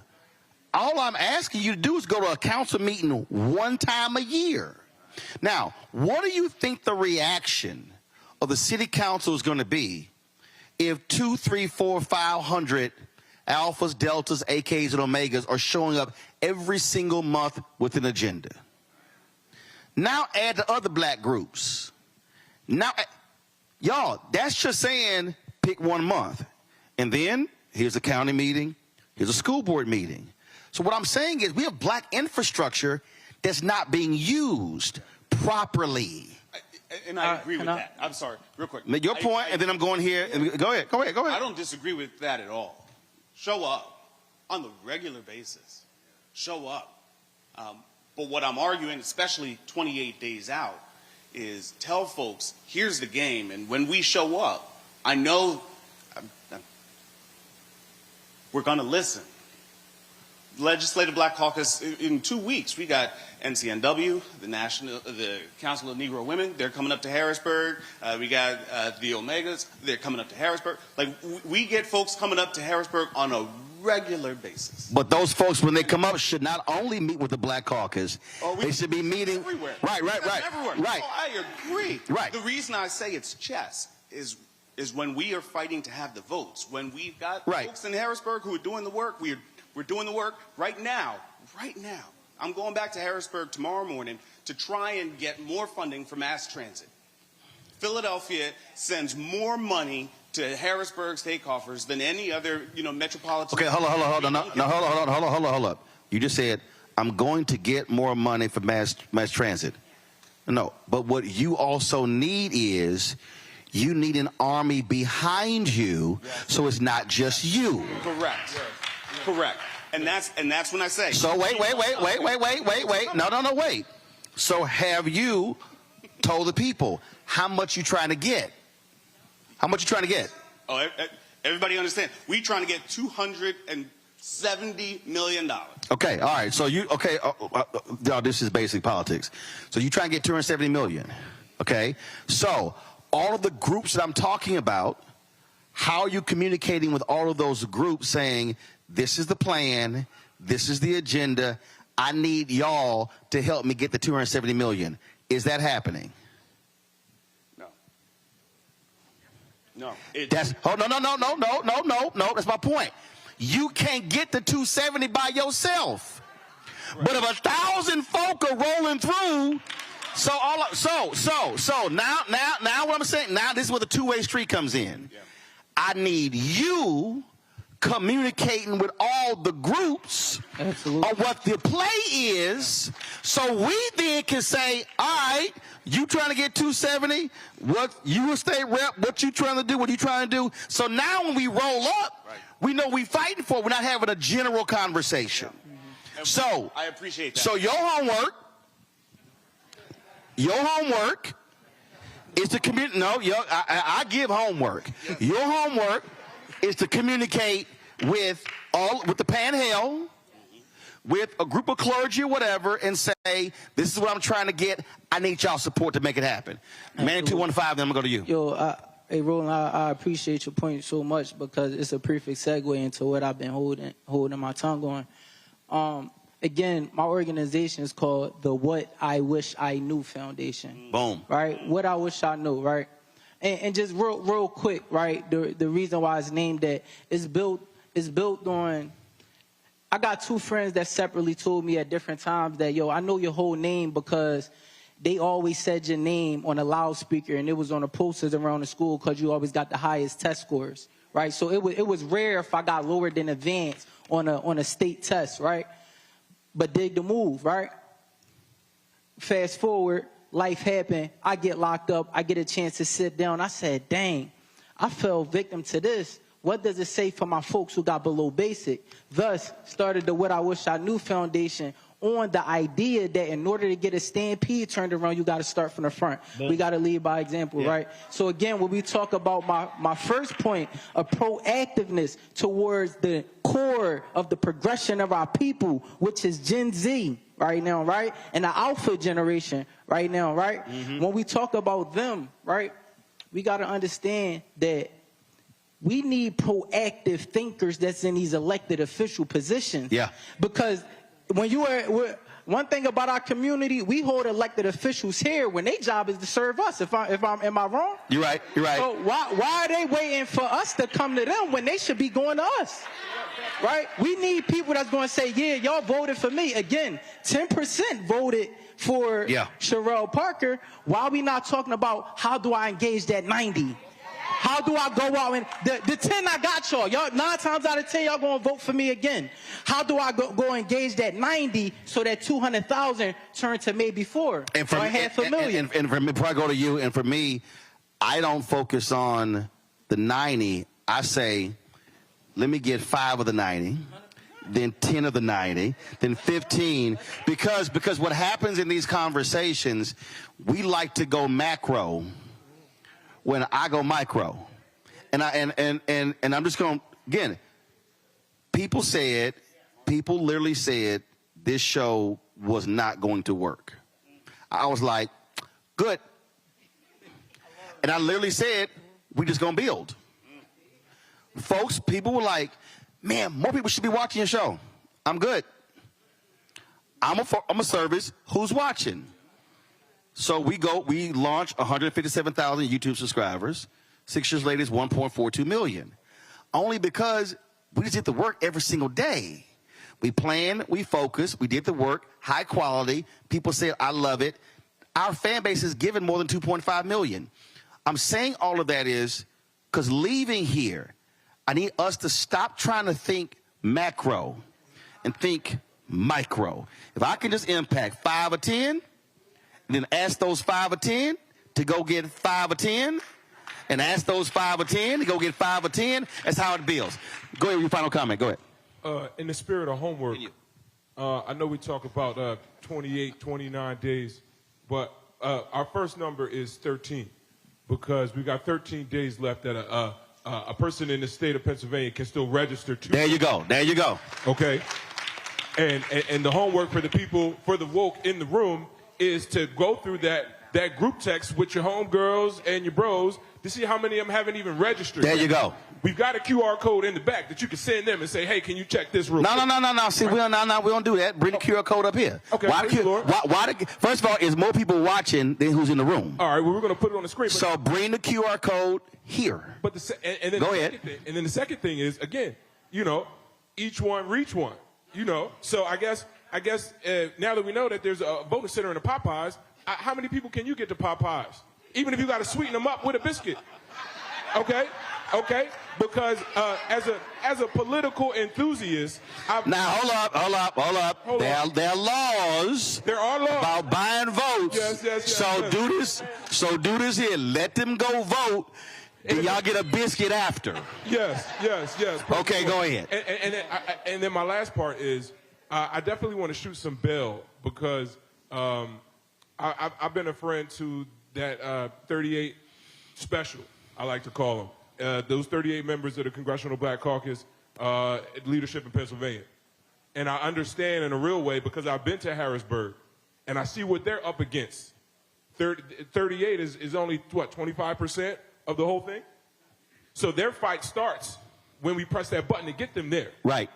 And when you want knowledge, you go to the library and get the book off the shelf. The library don't come like the Uber Eats do. So the challenge is I believe in Napoleon. I believe in Austin Davis. I believe in Joanna McClinton, Jordan Harris, Senator Shreve Street, Anthony Hardy Williams. I mean, I can name most of the 38. But I know I need to work for them first because there are more of us than there are of them.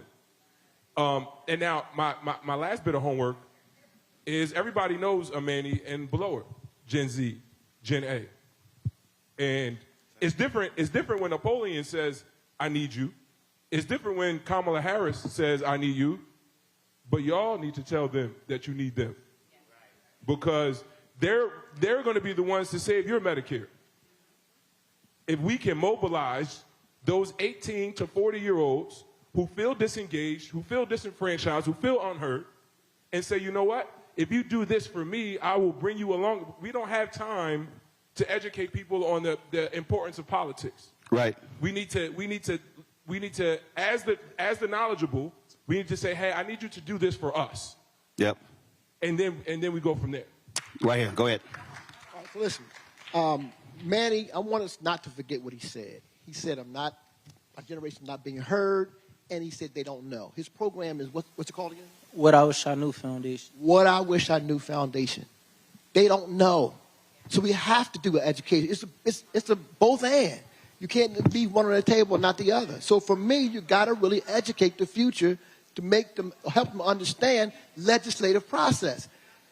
Listen, you had a presidential candidate. I don't remember what the election was.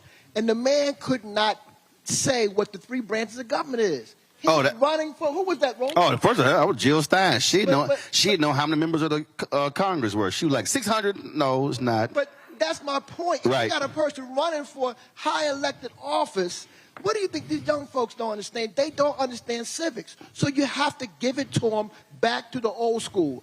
And for all you old folks, you know what I'm going to tell you. I'm old too. Got it. What was the saying? I'm only a bill sitting here on Capitol Hill, right? What was remember that? Remember that? Yeah, it's called Schoolhouse Rock. Exactly. But that's how but they don't understand that. That's what I'm talking. You got to really educate them to really understand what's in it for them and the process. So this was a QR code, and so I know it's real small, but it's all good. I understand technology, baby. Take a picture of it, blow the picture up. That's it right there. So if y'all are in Philadelphia, you're in Pennsylvania, point your phone right now to the screen. That's the QR code right there. And he's absolutely right. 13 days left to register to vote. Let me say it again. This is a margins election. Polling is very clear. The polling is clear how tight it is in Pennsylvania, in Michigan, in Wisconsin, in North Carolina, in Georgia, in Arizona, in Nevada. Those are the 7 battleground states. That's the presidential race. You also have an Ohio Senate race, okay? Montana Senate race, Arizona, Nevada, West Virginia, Florida, Texas. You also have critical state Supreme Court races, okay? Those matter in Ohio, in Florida, in Michigan. And so what I need our folk to understand, and I'm glad that the panelists said this here, again, y'all, micro. If every person in this room says, leaving here, I'm going to commit myself to texting or calling 10 people and ask them the question, are you registered? If anybody replies, no, I'm not registered, your next question should be, are you going to register? And if they say to you, hey, I ain't really feeling this, I'm not really interested, then I want you to ask them, what are the 3 things that you care about? And then explain to them how politics has a direct impact on those 3 things. Now, I know somebody watching, and I guarantee you somebody's saying, yeah, all right, man, but I don't know about all that. Come on, give it here. I don't know about all that. Come on, pass it in. I got it. Yeah, we do the show a little bit different, okay? We just go ahead and do it. I know somebody's sitting here watching and they're saying, okay, all right, so let me explain to you. A few years ago in Virginia, there was a race. It was a tie. The same number of votes. They had to draw the name out of a hat. whoever's name was drawn, it was a Democrat and Republican, whoever name was drawn determined which party controlled the state house. Y'all think I'm lying? This was only 5-6 years ago. Literally, it was a tie. They had two names in a hat. The Republican name got drawn. The Republicans controlled the House of Delegates in Virginia by pulling out of a hat. Trayvon Martin's mother, Sabrina Fulton, ran for county commissioner in Maryland, lost by less than 300 votes. Sherry Beasley, sister, ran for Chief Justice of the North Carolina Supreme Court, lost by 401 votes. I posted something earlier. Trump won Michigan by 11,000 votes in 2016. 277,000 black people in Detroit did not vote. Beto O'Rourke, when he ran against Greg Abbott in Texas, 75% of all Texas voters under 30 did not vote. So, don't think for a second that if each person in here hits 10 people, now you multiply the number of people in here, that it has no impact. Last piece of homework for everybody else in here. All of y'all on social media. You either on Facebook, Twitter, Instagram, TikTok, Snapchat, fan base, LinkedIn, say it again? Threads. Right, that's new. So, Threads, Spoutable, Spill, all of those. Y'all, this is real simple. All you got to do is go to Kamala Harris's Twitter page, click it, save photo, repost it. That's all you got to do. You ain't got to go search. I'm just helping y'all. You ain't got to go Google nothing. You can just go right there and say, okay, if you go to Joe Biden's Twitter account, he has a graphic that says how many. Matter of fact, I'm just going to show. He has a graphic. I'm just going to show y'all how easy this is. If you go to Twitter, all right, pull it up. Pull it up. Pull it up, y'all. Okay. So if you just type in Kamala Harris, all right, you see Kamala Harris HQ, you do Kamala Harris right there. Then you click media. All you got to do is then scroll down. And you say, oh, Kamala Harris will cover home care for seniors. You click that. Y'all see it right there? Hold that down. Save photo. Boom. Now, I'm going to go over here to Instagram. I'm going to take that same photo right there. Click next. Let's go. Click OK. Click share. Boom. Guess what? Kamala Harris is right there. Y'all see that? No, that's look, Instagram. I don't care. Instagram. That's Instagram. Instagram gonna show you all kind of stuff. So y'all saw what I did? Y'all saw what I did? Y'all see that? See Trump's President 2025? I pulled that. Y'all see that? This is a graphic. I'm gonna go here. I'm gonna pull all kind of stuff. Okay, you see this here? You see what Instagram just pulled up? Roland Martin, request a ballot for Virginia today. Okay, so y'all, you can grab anything off of social media. That's how simple it was. And so all you got to do is just simply utilize the technology. You do that, now all your followers are seeing the information. Your followers are seeing the registration deadlines. That's how simple this stuff is. And so we just have to understand that it's not hard, but you have to now amplify the messaging, and you can't wait on the representative, you can't wait on the preacher, you can't wait on an influencer, can't wait on the podcast. Every person in here can change the game. Every person. Let me thank all of y'all. We certainly appreciate it. Thanks a lot. Pastor Board, thank you so very much. Let me thank all of y'all who showed up. Tomorrow, pull the graphic up in control room. We're going to be at Roland Baptist Church tomorrow. Sharon. See, I was checking it. I was like, because, you know, some people not Sharon. Y'all know black people. I ain't never went to a Sharon Baptist Church. I'm just saying. That's what, look, most time it's Sharon. Come on now. That's y'all. That's how y'all doing in Philly? Okay, all right, because y'all know anywhere else in the world is called the Church of Sure. Yeah, y'all know. Come on now. That's the Church of Patty. Okay, all right. So we're going to be there tomorrow, 6 to 8. And then on Thursday, pull the graphic up, we're going to be at Lincoln University. broadcasting from the chapel there. Control room, pull it up, please. Thank you very much. So we'll be at Lincoln on Thursday, and so we appreciate it. Again, don't forget, support the work that we do. Join our Bring the Funk fan club. You can see your check and money order, P.O. Box 57196, Washington, D.C., 20037-0196. Cash, PayPal, R. Martin Unfiltered. Venmo is RM Unfiltered. Zelle, Roland at RolandSMartin.com. Roland at RolandMartinUnfiltered.com. Download the Black Star Network app, Anthony. Download the Black Star Network app, Apple phone, Android phone, Apple TV, Android TV, Roku, Amazon Fire TV, Xbox One, Samsung Smart TV. And be sure to get a copy of my book, White Fear, How the Browning of America is Making White Folks Lose Their Minds, available at bookstores nationwide. Get the audio version on Audible. All right, folks, this here, general election dates right here. And so last day to register in Pennsylvania, October 21st, last day to apply for a mail ballot. October 29th, election day is November 5th, and completed mail ballots must be received by 8 p.m.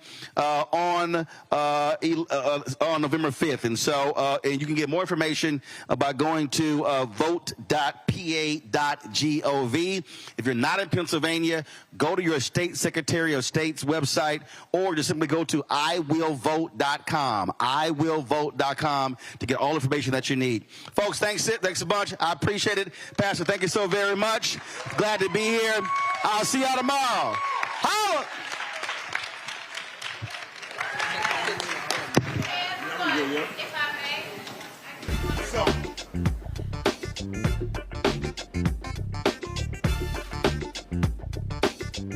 Black Star Network is here. Oh, no punch! I'm real revolutionary right now.